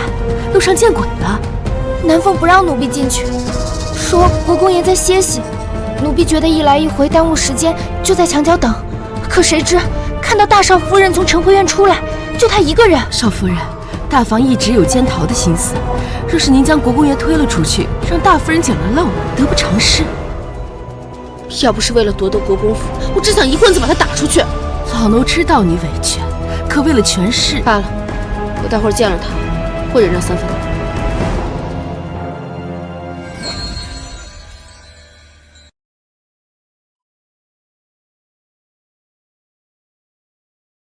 哦，准备好了吗？母亲，我枪法一般，您可要让着我。好说。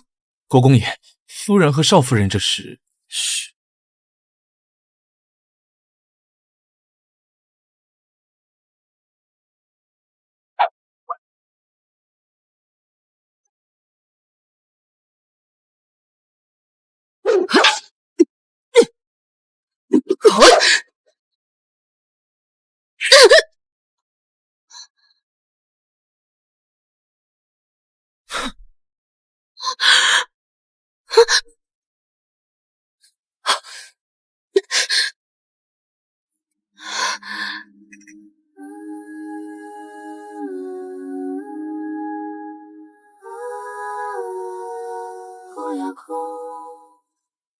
哎呀！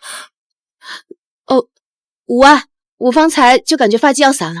哪里来的女鬼？哎，也别瞎说。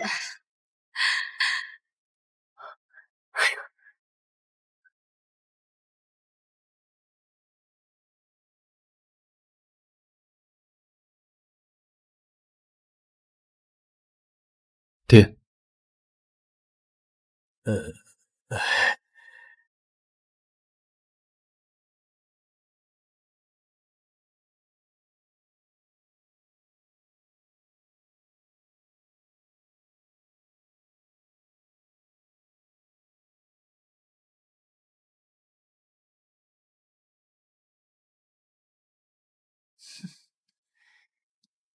好了，多谢母亲。你记这些无用的东西做什么？你还想帮他挽头发不成？要你管！不说话，没人把你当哑巴。爹啊，什么时候把三哥过继去长房？你说什么？娘，祖母想把三哥过继去长房。该过继也该过继你才是啊！你还没及惯，国公爷都是大人了，哪有过继大人的道理？怎么回事？没事，是一些离谱的谣言，只有小孩子才会信。你们是不是有事儿瞒着我们婆媳俩？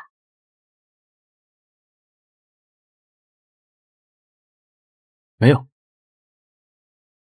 给我过来！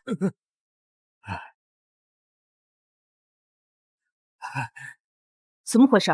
母亲说要原慎，兼挑两房，这只是一个设计，没有最终决定。凭什么？什么好处都让他们占了？他们怎么这么贪心呢？原慎他还没答应呢。那你答应了？我？你要是敢答应，我就不跟你过。哎，你打死我，我也不敢呐。再者说了，原慎他都大了，他的事情我们也做不了主啊。其他的孩子也不行。哎，人家没有其他的孩子呀。那昭昭知道吗？或许他们夫妻两个商量过此事，但是也可能什么都没说。这个事儿我不好去打听啊。要是他知道了，那得多委屈啊！他们欺负我，这就欺负我儿媳妇。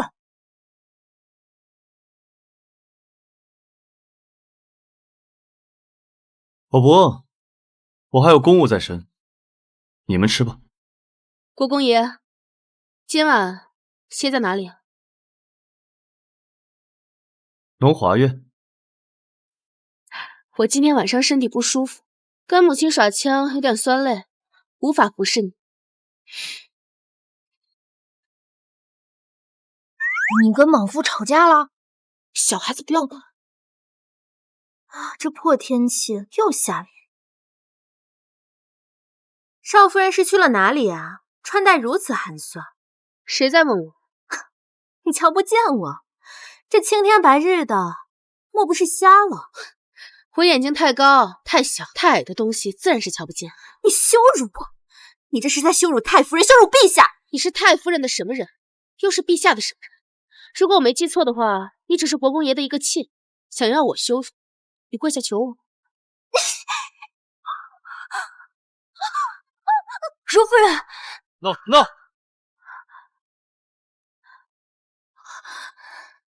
三哥，他推搡我，又羞辱我。你跪下求他了吗？你跪下求他了？如果你没有，你吃饱了撑的，再让我看到这种东西，你这只手就别要了，可听见了？是他欺负我。走吧，回去。他身上有酒气，难道他刚才是去喝酒了？如夫人，低声了。方才发生的事，知道该怎么向太夫人说吗？三少夫人欺辱你，婢子都听到了。国公爷还拉偏架。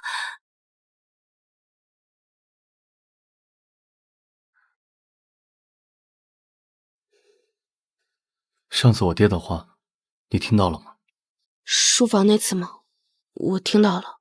今日你的丫鬟为何在书房外偷窥？是我没有管好自己的人，对不起，下次不会了。以后如果你有什么想知道的，你可以直接找我。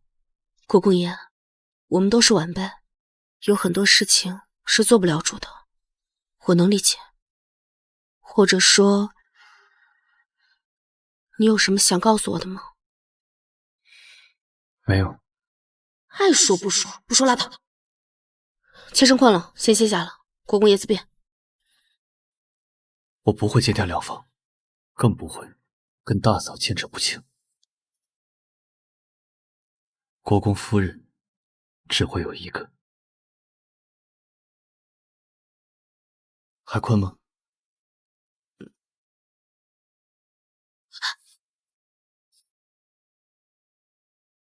你上次为何生我的气？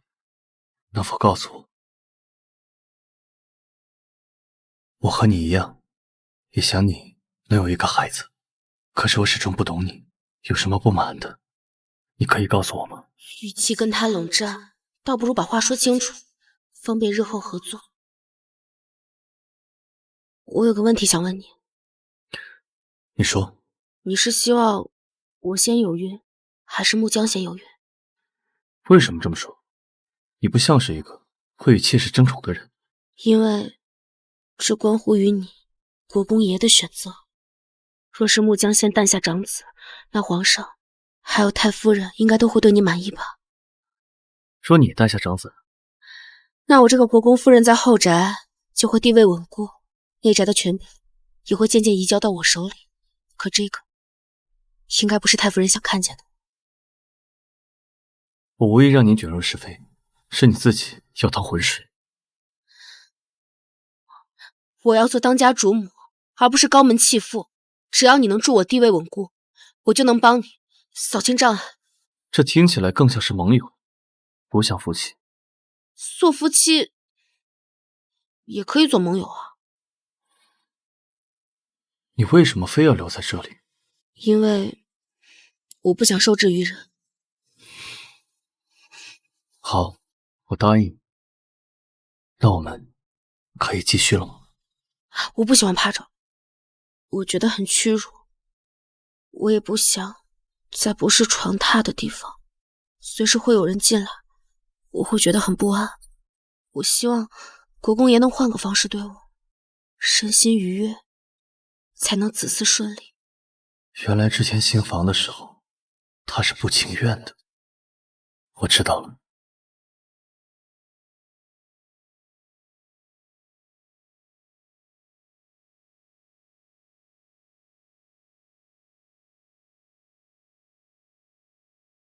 昨晚太放纵了。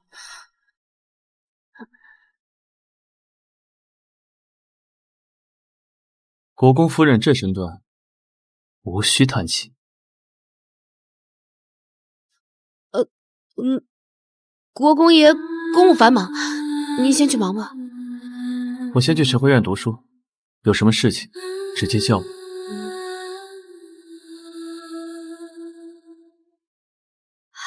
和好了？我们那不叫和好了，那是我跟他达成一致。怎么说呢？我已经确定了，他不想跟木江生孩子。木江是太夫人的人，恐怕连纳妾都非他所愿。只要他愿意配合我，我就能赶在木江之前诞下长子。这可不好说。相爷派人给您传信，说他在御书房听到皇上提起木江，说他的口鼻很像元后，所以他当年才捡了木江。祖父还说了什么？皇帝如今想法极其混乱，他同国公爷说，叫他与木江快些生个儿子，若孩子像元后，他就要封那孩子为太子。开什么玩笑？那朝臣非撕了周延伸不可，这种话他总不会信吧？皇上已经册封了七皇子为太子，七皇子虽是嫡子，但是并不受宠，皇上对他多有不满。如果木江真的有了孩子，你派人去程家一趟，给母亲说，让她为我求一座送子观音，放在房间里，日日烧香供奉。是。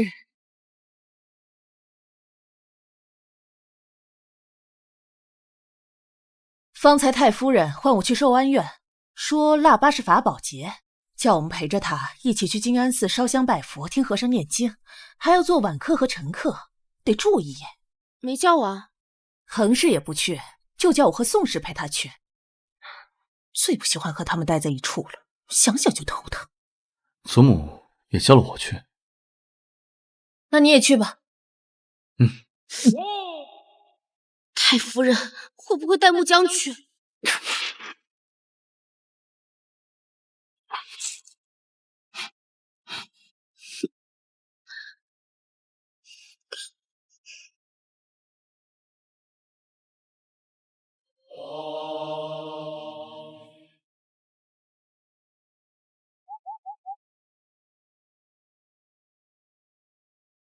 少夫人，太夫人他们一行从静安寺回来了。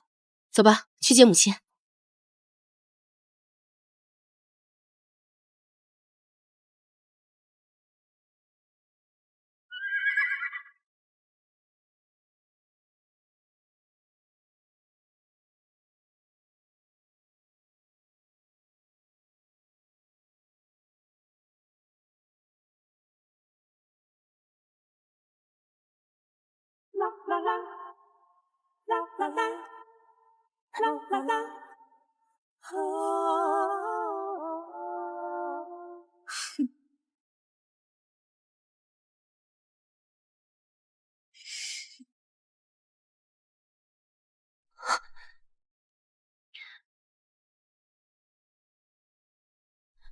婆母，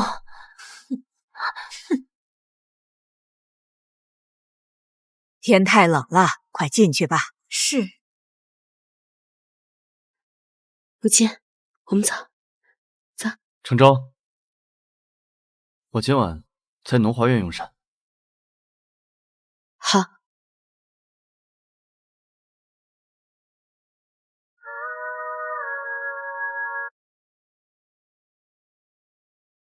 母亲，发生何事了？我看你好像很不高兴。也没什么事儿。与我有关吧？有件事儿，我怕你恶心。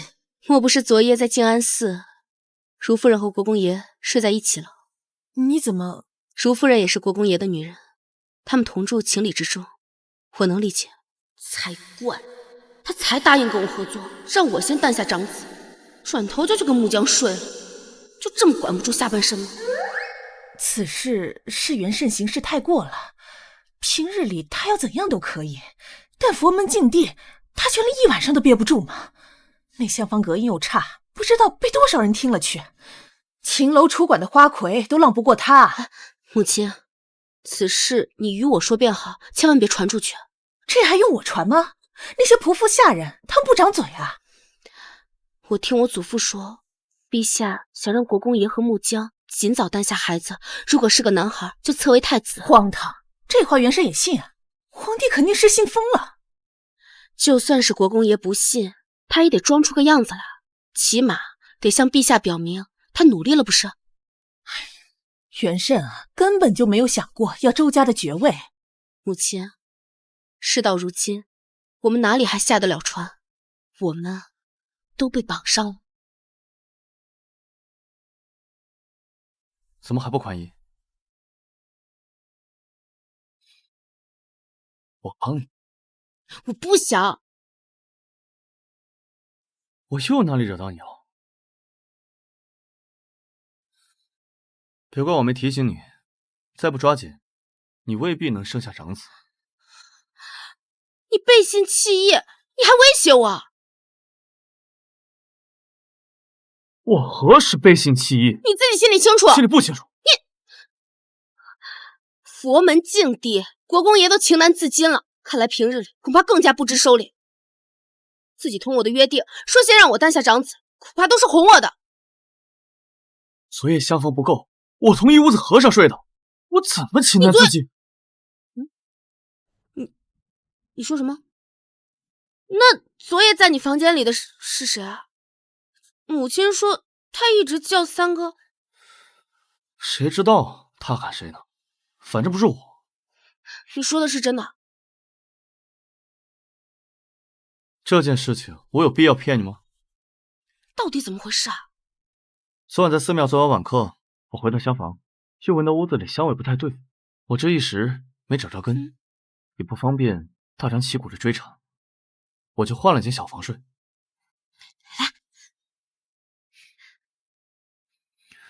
然后呢？然后我就不知情了。按照一开始的安排，木匠是跟祖母睡一间房的。那昨天晚上在你房间里的人是谁啊？听说动静极大，很多人都听见了。我离得远，什么都没听到。难道是祖母的安排？他疯了吗？木匠也知道他的安排？那你就要去问木匠了。皇上说，只要你跟木匠诞下皇子，就封为太子。太夫人该不会信以为真，才胆大妄为的吧？国公夫人的消息还真是灵通啊。木匠要是真怀孕了，你怎么确定她孩子不是你的？我当然可以确定，我与她从来没有同房。你跟她从未同房过？怎么可能？你之前在丽景院住了那么多次。她丽景院院子又不是只有一间房。我还以为，怪不得祖母定是有所察觉，所以才要去动手，想逼你跟木匠圆房。结果没想到你压根没住那个房子。那他不怕你说出去啊？这可是在混淆国公府的子嗣啊！因为他知道我什么都不会说。这又是为什么？该不会昨夜的人身份特殊？难道是皇上？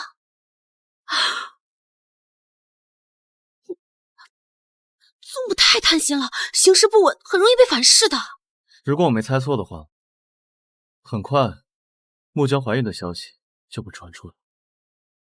此事绝不可让旁人知道。我明白，不过你为什么愿意跟我说？我们是盟友啊，理当彼此信任。何况我还要与国公夫人抓紧子嗣。若是惹国公夫人生气了，连床都不上，岂不可惜？我并非善妒不能容忍，我只希望国公爷忠心守诺。我知道。那现在可以继续了吗？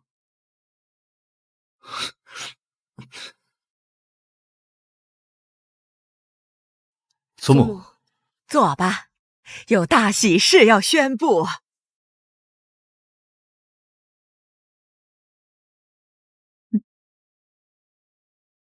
国公爷，恭喜你呀，要做父亲啦！你的如夫人有了身孕。你确定有了身孕？请太医来看过了，已经1月有余。皇上也知晓了此事，派人送来了不少赏赐，特意嘱咐说要好生照料这个孩子。我知道了。恭喜国公爷。是啊，元慎，恭喜你了。恭喜国公爷。这孩子笑得这么勉强，肯定伤心坏了。母亲，你与其关心我，不如先关心你儿子吧，他可比我倒霉。既然有了身孕，那便好好养胎，不要到处乱跑。若孩子有了什么闪失，祖母可要伤心了。三哥放心，我一定会照顾好我们的孩子的。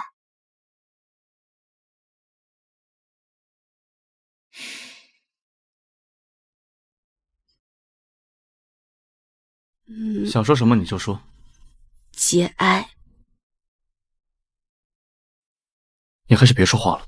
唉，我还没叹气，你倒先叹上。我是在想，为何木江一夜就中招？我们都那么多次了，还是不是不行啊？别以为我不知道你在想什么。明日我带五弟回程家，国公爷可要同去。祖父一直想跟你聊聊。行，那便一同去。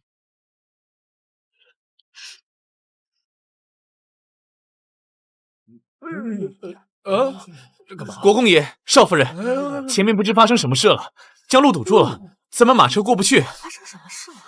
此处离城府已经不远了，要不我们步行过去，等路通了，再让南风把车赶过来吧。也好，走吧。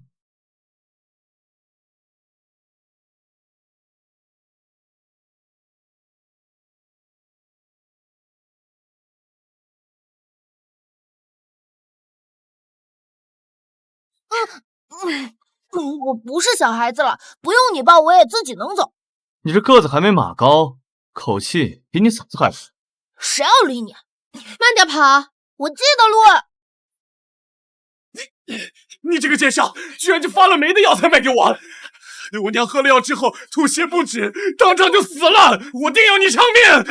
行，再来闹事儿，我让人打断你的腿！你小子！你看，杀人了！别看了，元气，吓死我了！元气，会来人啊！元气！都说小孩子受到过度惊吓时就很容易发烧，这一次是他第一次看到当街杀人，可能是吓坏了，所以才会高烧不退。都是我不好，早知道我就不把他带回家了。怎么能怪你？平日里他发烧，只要捂一捂，出一身汗就好了。这一次反反复复烧了好几日，所以我才有点担心。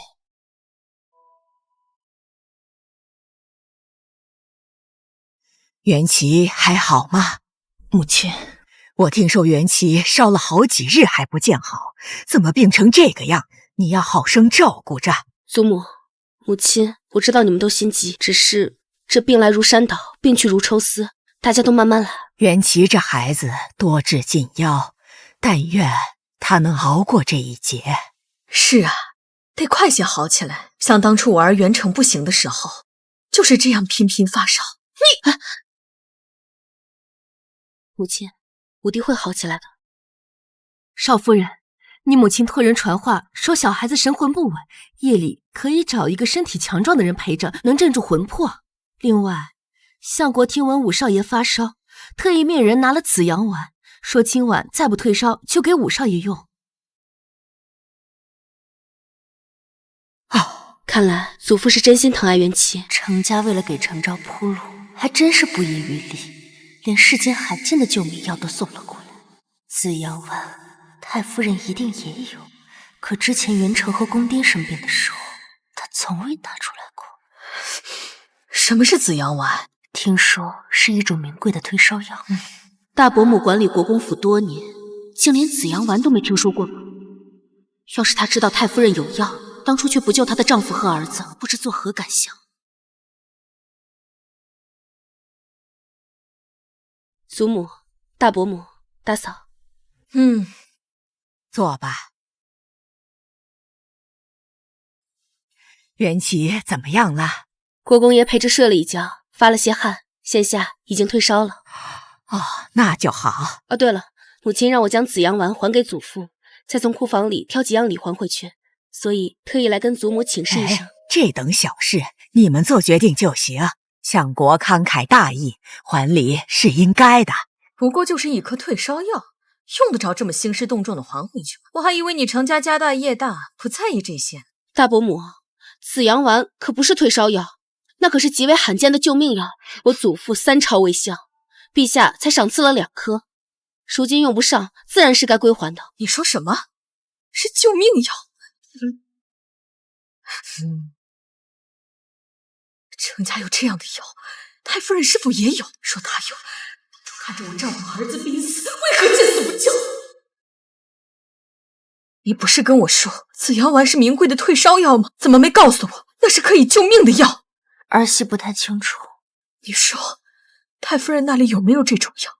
皇上那么敬重她，关爱她，连丞相国都给了，不会不给她。这个儿媳也不太清楚，但我觉得祖母她没有这种药。对，应该是没有的，否则那是她的亲儿子、亲孙子，临死之际她怎么会不拿出来？要是程昭早点嫁进来就好了，这样元成出事的时候，我可以去向程家求药，大不了我不再针对他，只要能把药给我，救回我的儿子，怎么样都行。母亲，人死不能复生，且爱。我的孩子没了，我这辈子都没办法节哀。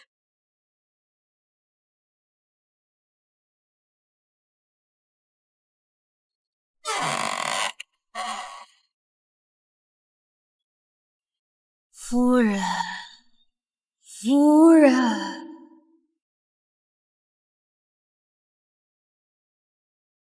谁在喊我？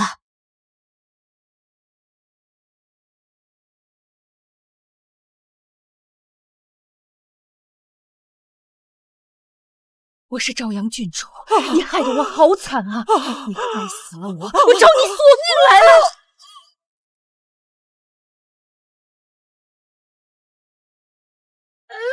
吓晕过去了。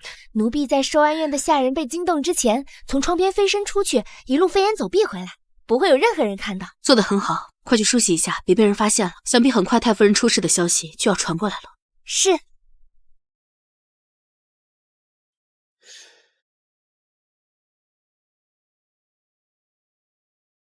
少夫人，寿安院出事了，让你赶紧去寿安院。来了，我马上过去。母亲，来。这是怎么了？白天还好端端的，怎么到了夜里就发烧了？还在说胡话？这老奴也不知道怎么回事，当时老奴在隔壁睡着了，门口是一个丫鬟守着，打了个盹儿，就忽然听见房间里头有叫声。当他进去的时候，老夫人已经晕倒了。大夫已经扎过针了。太夫人意识清醒了几分，嘴里不停的念叨：“别杀我。”大夫说，没准是梦魇了。谁知道是不是亏心事做多了？早知太夫人受惊发烧了，我就不把紫阳丸还给祖父了。祖母年事已高，也不知道经不经得起发烧。紫阳丸，哎呀，你看这老奴。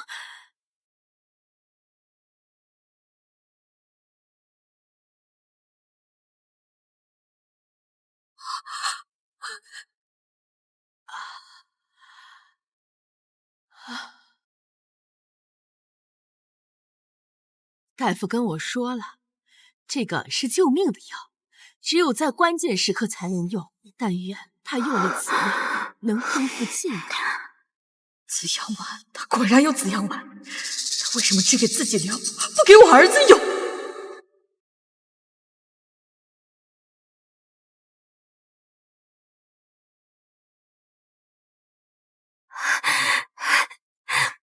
太夫人醒了！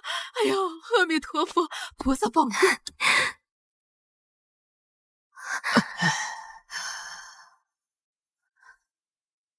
祖母，你还好吗？我没事儿，好多了。发生什么事了？怎么会突然晕倒？吓死我了！刚才做了个噩梦，年纪大了，身体不行了，让你们担心了。你刚刚怀孕，不能受刺激，回去歇着吧，啊。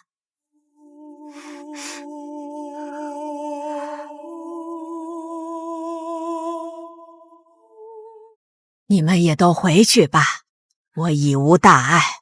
这药的效果竟这般好，你才刚刚服下就清醒了过来。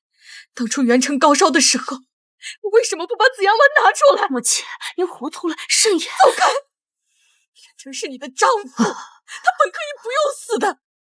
如果他当初发烧的时候，他把紫阳丸拿出来，元辰一定可以退烧了。宋氏，你在胡说八道些什么？我胡说？我的儿子，他也是你的孙子，他也是周家的骨血呀！你既然有这保命的神药，宁可自己留着，也不肯分一颗给他。你的心是石头做的吗？竟然眼睁睁看着他去死！环氏，你婆婆得了疯癫，快把她带下去！滚开！元妻发烧，程家作为亲家，都愿意拿一颗药出来给她保命，而你呢，这样无动于衷。你的心是石头做的吗？好，你不愿拿药出来救你的孙子，那你亲儿子呢？他可是你的亲儿子，你竟然也可以这样眼睁睁地看着他去死！如果不是你，我有机会守寡，我从未见过这个世上有你如此这般心狠的母亲。住口！来人，把他给我拖下去！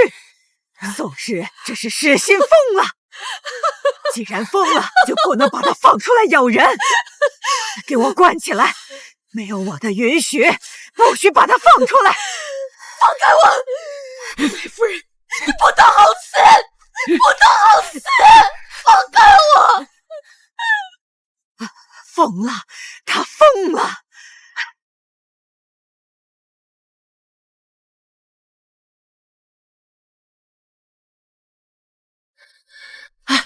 宋氏今日真的疯了。平日里他对太夫人毕恭毕敬，连说话大声都不敢。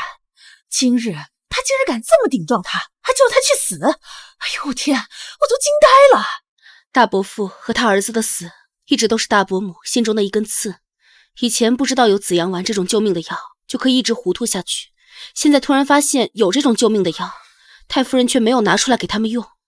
对于大伯母而言，无异于太夫人又杀了他们一次，她自然是接受不了的。哦，这么看来，太夫人的确是太无情了，自己的亲儿子亲孙子都不管不顾，这药再贵，能贵得过人命啊？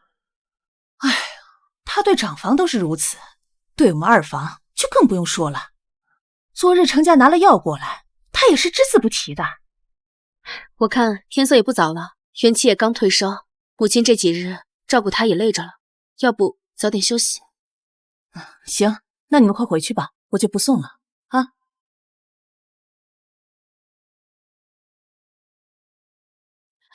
国公爷，今晚你要去哪？哦，去你那里吧。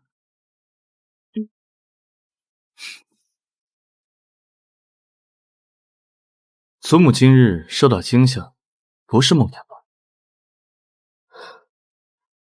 这个你可能要问祖母，我不太清楚。是吗？我还以为是你做了什么，才让他如此害怕。他竟猜中了。国公爷说笑了，祖母可是国公府的顶梁柱，我一个心腹怎么可能对他做什么？国公夫人聪慧无双，连手下的婢女也是人才济济。真要是装神弄鬼，凭你的本事，不算难事。国公爷是在诘问我。方才在寿安院，你一直在观看宋氏的反应，紫阳丸也是你提起的。今日的风波皆是因紫阳丸而起。程昭，你的嫌疑很大。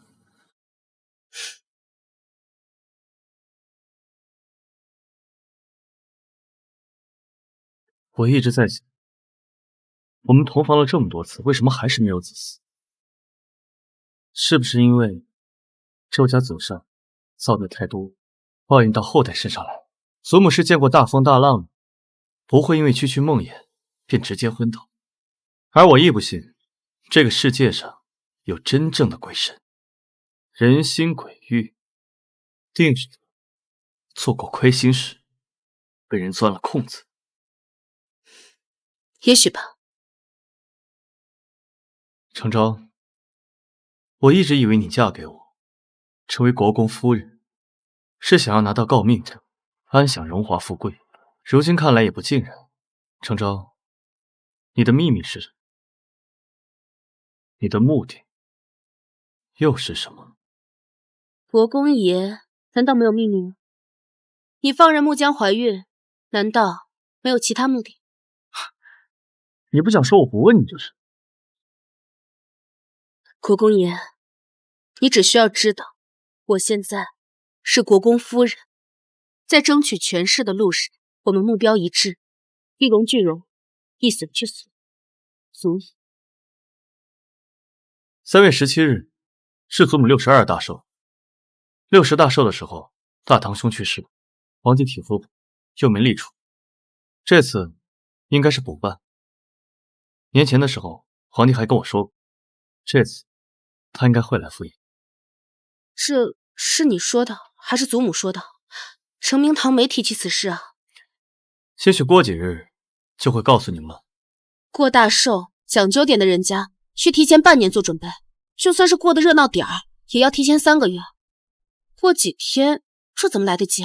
更何况还是圣上要亲临。祖母就是喜欢让人办急事，可以看你的本事。你很紧张？倒不是紧张，我只是在想，大伯母这么一闹，管家权定是要交出来的。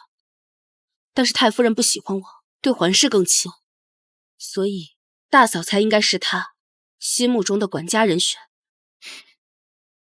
多半是。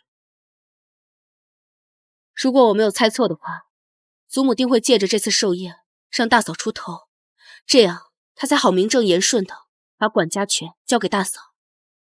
如果皇上亲临，他可能甚至还会趁机提出让你肩挑两房的想法。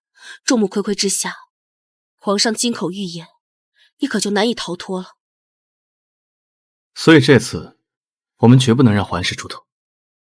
程昭，我们这条船会不会翻，就看你了。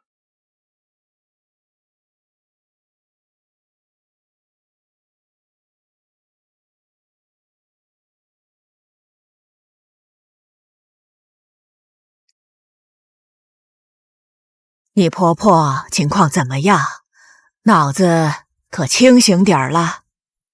您放心，孙媳已派人严加看管，保证母亲不会出来胡说的。自从公爹和夫君去世后，她的思绪时常混乱，给您添麻烦了。她竟会那样想我？我没有给元成吃紫阳丸，是因为太医说了，他的情况已经病入膏肓，无力回天。否则我怎么会舍不得一颗药？孙媳明白，都是婆母执念太深，昨日才冲撞了你。幸亏你是个明事理的人，不枉我看中你。你婆婆近乎疯癫，掌家之权是一定要收回来了。掌家之权我准备交给你，肩挑的事你要尽快办好。有了国公夫人的身份，才能名正言顺。都听祖母的。不久就是3月17了，腊月里我已经把寿宴的事告诉你。你比程昭提前数月知晓此事，一切都准备好了吗？祖母放心，待到寿宴当天，定不会叫您失望。三妹毕竟是国公夫人，寿宴的事她一定会参与。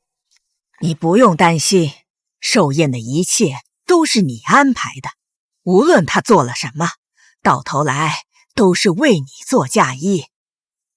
多谢祖母台。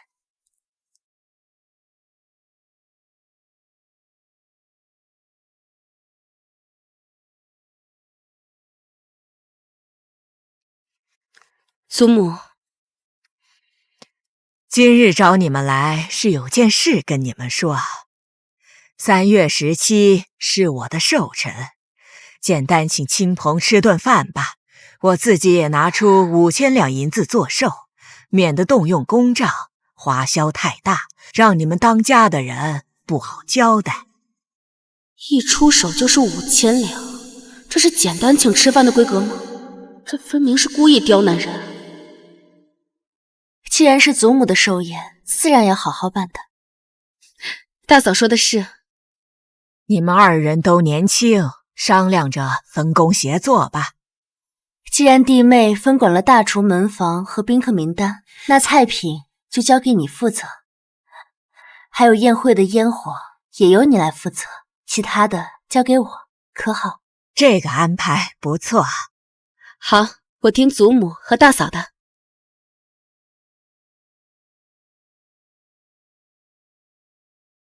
他们叫你负责烟花？是啊，有何不妥？祖母身份特殊，皇帝很可能会将太子一并接来。若太子真来贺寿，这烟花不能放。过年的时候，太子一放烟花讨陛下欢心，炸伤了手，至今左手还有条伤疤。这件事我怎么从未听说过？此事瞒着，不但是帝后不让说，连郭太师也不想传到朝堂，对太子不利，会让朝臣觉得太子不可靠，不可以信任。所以说，烟火是太子禁忌，皇帝未必喜欢。若真放了，很容易得罪他们，吃力不讨好。可若是不放的话，节目就空出来了，很容易冷场。而且到场的其他宾客会嘲讽我们小家子气，这其中的内情还不能大张旗鼓的跟别人解释。所以你要想办法，既不冷场，又要热闹壮观，而且不得罪人。太夫人和大嫂一肚子坏水全由我身上了。需要我帮你吗？我倒是有个法子，或许能解决眼前的事情。不需要国公爷做什么，只需要借我点人手。人手？管够？大嫂，这是宾客名单，还有菜谱，我已经拟好了，你过目。不到1日的功夫，他就能把所有名单都罗列出来，这怎么可能？我看看。程氏果然不容小觑，短短时间列出来的名单几乎没有差错。其中有2位不来了，我又加了几个，就按这份名单去发请帖吧。好。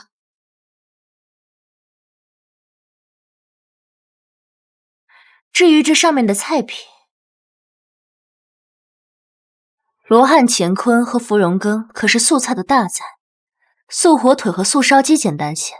弟妹，这芙蓉羹可不好做啊，祖母可是吃过金安寺的，如果做得不好，不如换一道菜。京中的名门贵族最好攀比，这道菜工艺繁琐，耗时费力，上来就是地位尊荣的象征，不上则容易落面子，落人口实。这等能出风头的机会，我可不会让你。大嫂，如果没有芙蓉羹，那咱们这素菜可就平平无奇了。祖母这样好的日子，总不能凑合。这道菜可是静安寺的素斋招牌，只能用陈国公府的名义请寺庙大厨下山，凭程昭的身份可不够。义妹，你若请不动大厨，我可以帮你向祖母说情。这么一来，功劳也是我的了。大嫂不用麻烦了，我已经让母亲写信给静安寺了，静安寺会派出大厨来我们国公府的。如此，甚好。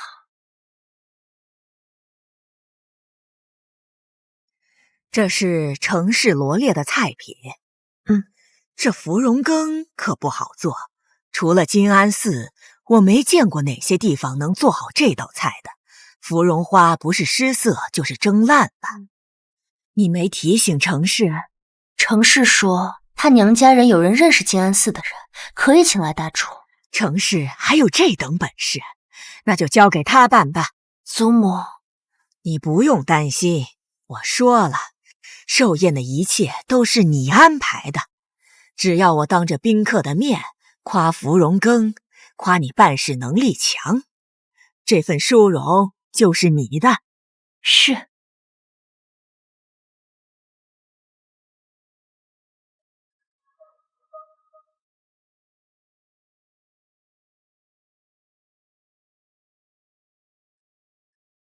祝老夫人万寿无疆。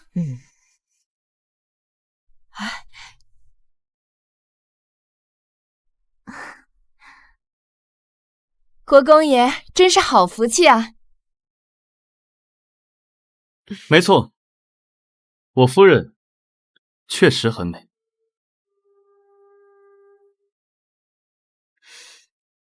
莽夫这是装糊涂吧？这客人分明是在说，莽夫很快就要肩挑两房，我们又要再多一位大嫂了。不能乱说，肩挑的事还没确定呢。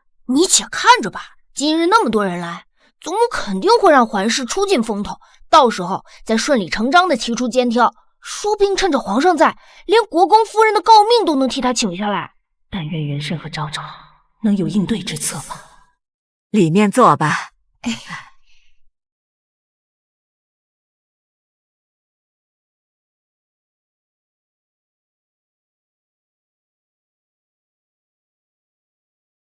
这芙蓉羹真是好，好久没瞧见如此华丽的素菜了，果然开了眼界。不知道是哪里的厨子做的？是金安寺的大厨吧？环氏，寿宴是你负责的，你说说。是金安寺的大厨做的。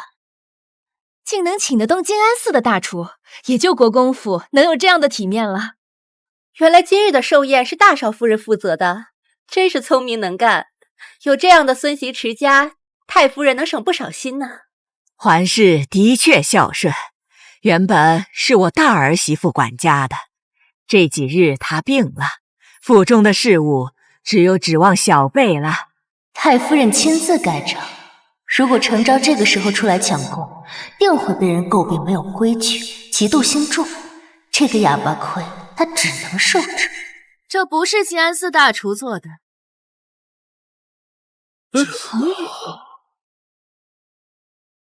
这不是金安寺大厨做的。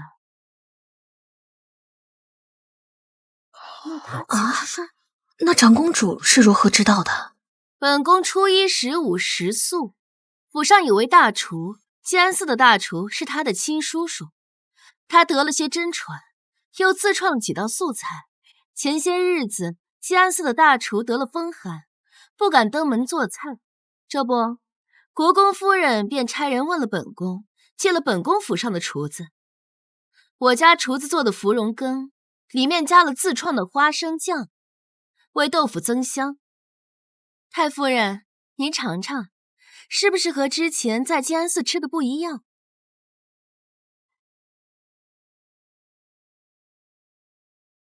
果然，这豆腐更醇厚，我方才就这样觉得了。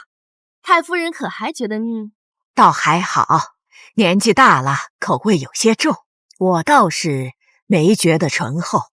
啊，我这几日忙，前些日子弟妹把大厨房的菜单给我，说是请了金安寺的大厨，金安寺与我府上说，我便派人替了名帖，只是没想到中途突然换人了。弟妹分管大厨房，我是放心的，也没多问。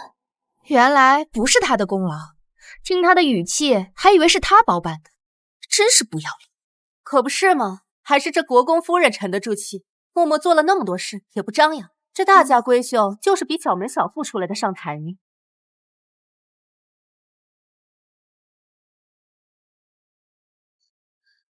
我知道这几日大嫂忙，所以就不敢拿这点小事去麻烦大嫂。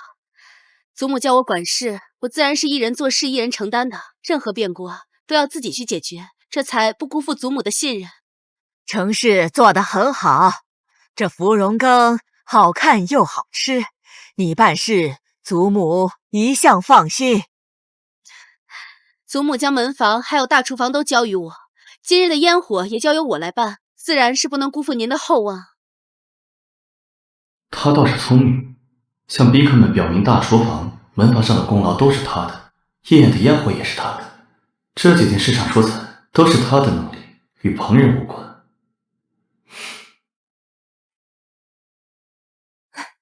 这些花可真好看，这个时节很少有开得这么灿烂的花卉了，一看就是用心准备了。这是大少夫人呀，特意准备的，徐家花圃的盆景都在这里了啊！来，这边还有。别又是别人的功劳盖在他自己头上，当众抢功，却又弄得自己一身狼狈，手段差了些。今晚皇上和太子都要来，前不久太子被烟火烫了手，皇上很不高兴。程氏说他负责今晚的烟火，说不定会引火烧身呢。没听说呀，消息被压下去了。可太夫人手眼通天，岂会不知？她这是故意给程氏出难题。皇上驾到，太子殿下驾到。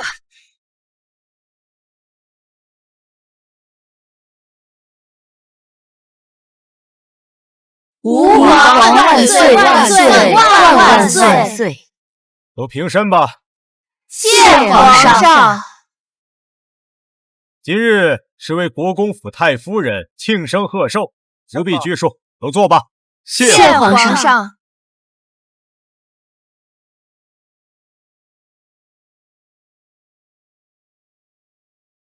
太子来了，程昭，看来你让人准备的烟火放不成了。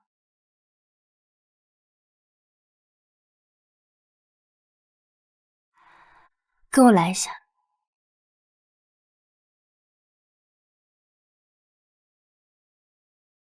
弟妹，刚才宫里的总管太监特意提点我，说是皇上和太子殿下都不喜烟火，今晚的宴席切记不能再放，否则会让贵人不高兴的。这样啊，我倒是第一次听说呢。我也是才得到消息，这烟火本是个大节目，一下子没了，场面定要冷清，得想个办法不冷场才行。大嫂放心，我心里有数。你当真有数？你应该只提前准备了烟火吧？时间这么短，你哪有时间准备其他节目？不如这样，我来安排。这是祖母交给我的任务，岂能劳烦大嫂？你放心，待会儿绝不会冷场，就不劳大嫂操心了。他才收到消息，竟丝毫不慌，莫不是在强装镇定？祖母，程氏说他心里有数，不要我插手。你都把话说明了，他要是再敢放，就是不识抬举了。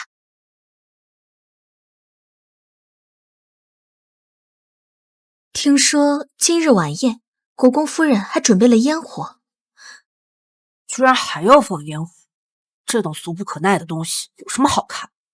果然，一听到烟火，太子就不高兴了。程氏要倒霉了。祖母体恤雪灾刚过，百姓辛苦，特意叮嘱今日的寿宴要低调从简，示意今日不放烟花。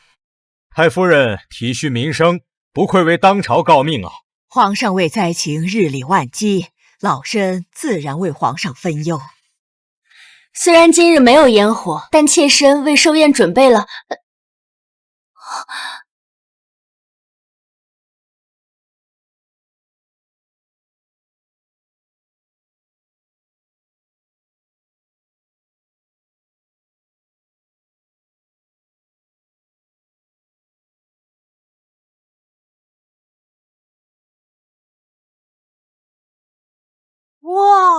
好漂亮的灯啊！所以他从一开始就没有准备烟火，而是准备了天灯。这些天灯都是谁准备的？回皇上，这些长明灯是妾身特意让人准备的。长明灯寓意吉祥，可以祈福祝寿。一方面是为了给祖母祝寿，另外一方面也是为了在雪灾中受难的那些百姓祈福。愿我朝大地再没有灾害，愿山河无恙，愿家家户户都有3餐温饱，愿灯火长明。好，说得好，程氏，你不愧为丞相国的孙女啊，心怀大义，兼善天下，真心甚慰啊！云深，你娶了个好妻子呀！谢陛下，她是皇上亲封诰命的国公夫人，理应有所作为，不负皇恩。今日宴会，国公夫人操持有功，朕重重有赏。多谢皇上。谢皇上。刚刚大少夫人说准备了什么？本宫隐约有听到，是一些花灯。我本想着让宾客们吃完饭可以去观赏，顺便消消食。哦，花灯啊！本宫前几日在花灯节日都看过，今日便不看了吧。珠玉在前，有了长明灯，谁还看那几个花灯啊？小门小户出身，就是眼界低贱，到底比不上程家名门望族。依我看，国公府想要长盛不衰，之后还是要靠国公夫人。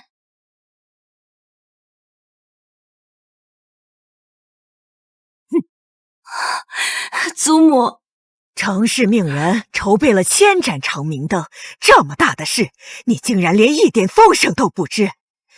昨日寿宴，我本想捧你出头，现在好了，他不仅名声大噪，还受到了皇上的封赏。从今往后，谁人不知道国公夫人的名号？孙媳也不知道，他事先埋得密不透风，程氏的城府太深了，孙媳被他摆了一道。昨日他风头无二，你却遭人嘲笑。1年之内，肩挑的事你就别想了，否则别人会说你德不配位，说我偏心盲目。是，退下吧，好好沉淀沉淀。既然知道自己技不如人，那就好好的历练打磨才是。是，孙媳告退。海夫人息怒，莫要动气，再伤了身子。程氏太过刁钻，如今他在府里的名声大涨，必须要狠狠地压制住他的锐气，否则难免失控。待如夫人生下长子，他一无所出，威望自然降了。不错，木江肚子里的孩子必须要顺利生产。您为这个孩子做足了准备，必须是个男孩。祖母，国公爷怎么来了？大伯母重病多日，听闻祖母一直想找人代为掌家。昨日宴席上，皇上对程氏赞不绝口，连今日在宫里还特意提到他。以孙儿之见，这掌家之事就交给程氏吧。程氏还年轻，没有经验，让他挑大梁，传出去，别人会说我老太太欺负孙媳妇。怎么会？能为长辈分忧是他的福气，祖母不必为他担心，他精神旺盛的很。更何况我母亲也愿意为他帮衬。这对牌和账不急，让他歇几日。这管家对牌如今在祖母手里，府上诸事繁多，若是经常来打扰你，到时候不做儿孙的不孝。对牌和账簿还是交给程氏更方便。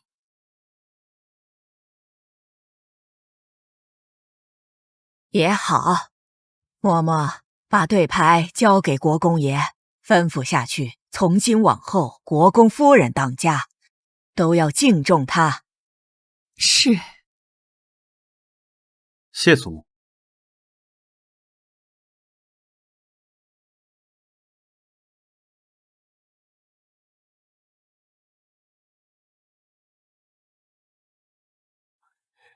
这个一定要铭记于心，知道吗？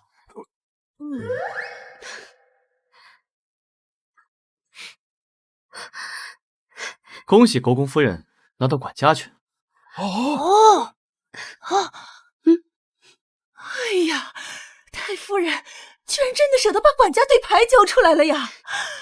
大伯母病重，大嫂难当重任，交出管家权是顺势而为，就算是祖母也难以撼动。多谢国公爷了。母亲，这承明堂可是整个国公府的中枢位置，为了我们何府上下行事方便，理应住进去。大伯母要是病重了，那就寻一个僻静的地方好好休养。母亲，收拾收拾，准备搬家。真是没想到啊！没想到有朝一日我也能住到承明堂去。这该不是我在做梦吧？要不这样，你掐我一下，看看是不是在做梦。娘，您掐我做什么？哎呀，你三嫂细皮嫩肉的，我怎么舍得掐她？掐你一下又不会掉块肉。哼，那你怎么不掐莽夫？他更是皮糙肉厚。没大没小，你叫谁莽夫呢？过来！你看我莽夫，你知道吗？小莽夫，你过来！小心点儿，莽夫！程昭，又是他！他抢走我的国公夫人身份，如今又要抢走掌家权，欺人太甚！如夫人，他不过是一时得意，待您生下国公爷的长子，定能将他打回原形。没错，如今我肚子里可是长子。皇上说是我和三哥生下孩子，就封这个孩子为太子。等成了太子的生母，我一定要扒了程昭的皮，以泄心头之恨。听说了吗？穆姨娘肚子里的根本就不是国公爷的孩子。不可能吧？不是国公爷还能是谁？他们去静安寺那天，随行的姐姐回去说，就是那天怀上的。可随行的小厮说了，国公爷那天晚上和和尚们挤在一起睡了，压根没在厢房。你们胡说什么？看我不撕烂你们的嘴！快走！还愣着干什么？就算翻遍府邸，也要把这两个贱人给我找到，千刀万剐，看他们还敢不敢乱嚼舌根。是，如夫人，你莫要生气，别动了胎气。他们一定是在胡说，那晚的人怎么可能不是三哥？一定是三哥！我要去找祖母，让他给我做主。做得很好，拿了钱就赶紧出府吧。多谢夫人，您放心，我们以后再也不会出现。快走。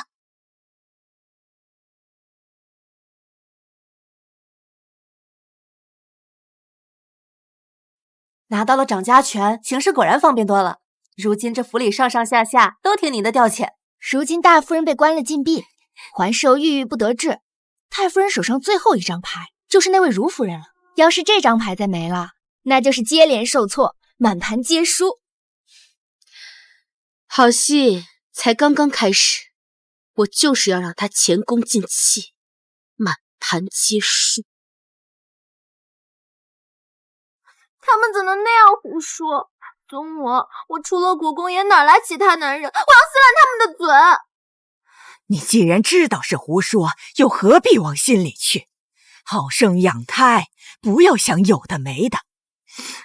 祖母，那日在静安寺与我同房的人，真的是国公爷吗？当然是他，除了他，你还有旁人吗？我实在想不起来那天发生了什么，我当时也很迷糊。平日里国公爷也从不碰我，万一……没有万一，生下孩子，母凭子贵，你也不想永远低程氏一头吧？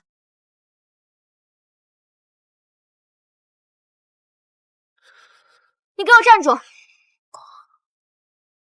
如夫人，您这是做什么？我有话要问你。去静安寺的时候，你一直跟在国公爷身边伺候，那你可知他那晚歇在了何处？这我要你说实话。小人不敢说。你不敢说？你为何不敢说？那一晚国公爷临幸了我们也顺利的有了孩子，你有何不敢说？若你今天不说实话，别怪我不留情面。回如夫人，小人只知道国公爷临晚睡的是静安寺前厅，并未睡在厢房，其余的小人一概不知。你说什么？他没有睡在厢房？你胡说！你胡说！吵什么？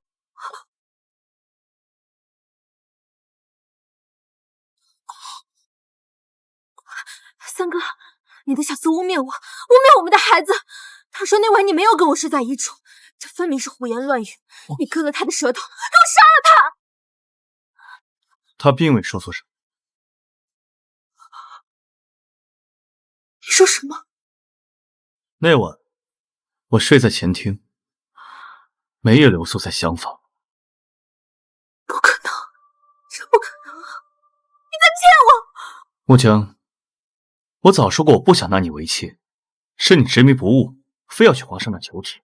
这个孩子你可以生下来，我睁一只眼闭一只眼，就当对你的弥补。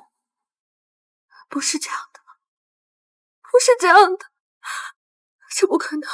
我不信，我不信！小姐，小姐，小姐，小姐，小姐，姐，荣夫人流血了！太夫人，不好了！发生了何事？淑夫人肚子里的孩子没了。好端端的，为何会滑胎？大夫说是受了刺激。白日里他过来问过话，会不会他知道了静安寺的真相？快，扶我过去。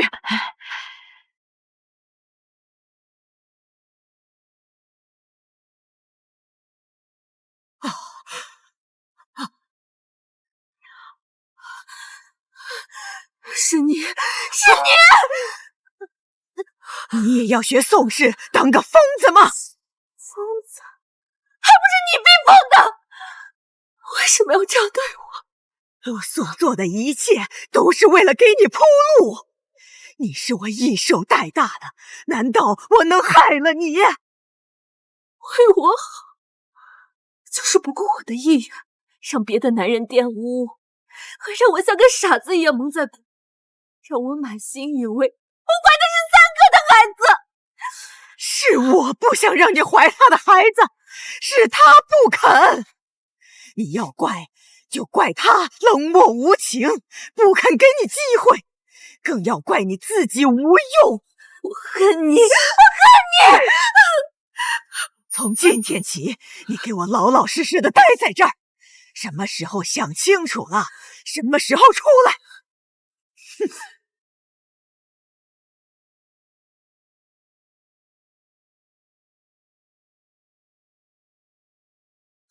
祖母，你脸色不太好，莫不是生病了？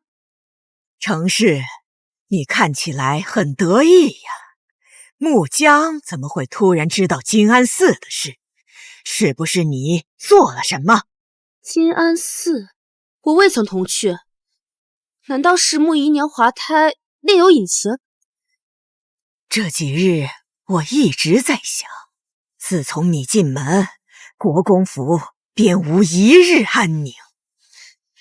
这话祖母你就说错了，我哪有那么大的本事啊？常言道，冤有头，债有主，世间种种自有因果。若是祖母不满意今日结的果，倒不妨好好回忆回忆，往年到底是做了什么罪孽，才酿成了今日种种。你到底是谁？你来国公府又是什么目的？祖母，您糊涂了，我是程昭呀。你和朝阳郡主是什么关系？朝阳郡主，听起来似乎是一位故人。祖母怎么突然提起他来了？莫不是……您自行己身的时候想起了昔日罪孽，要与我说啊？你简直放肆！玩笑话罢了，怎么会不敬重祖母呢？往后您就在这院子里安安静静的安享晚年吧。府内诸事就不需要您操心。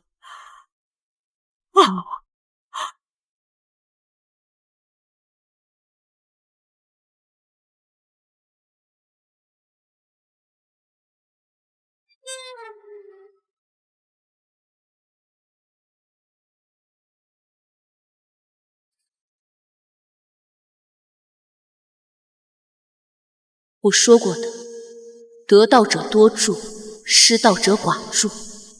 作恶之人终将反噬，这一局是我赢了。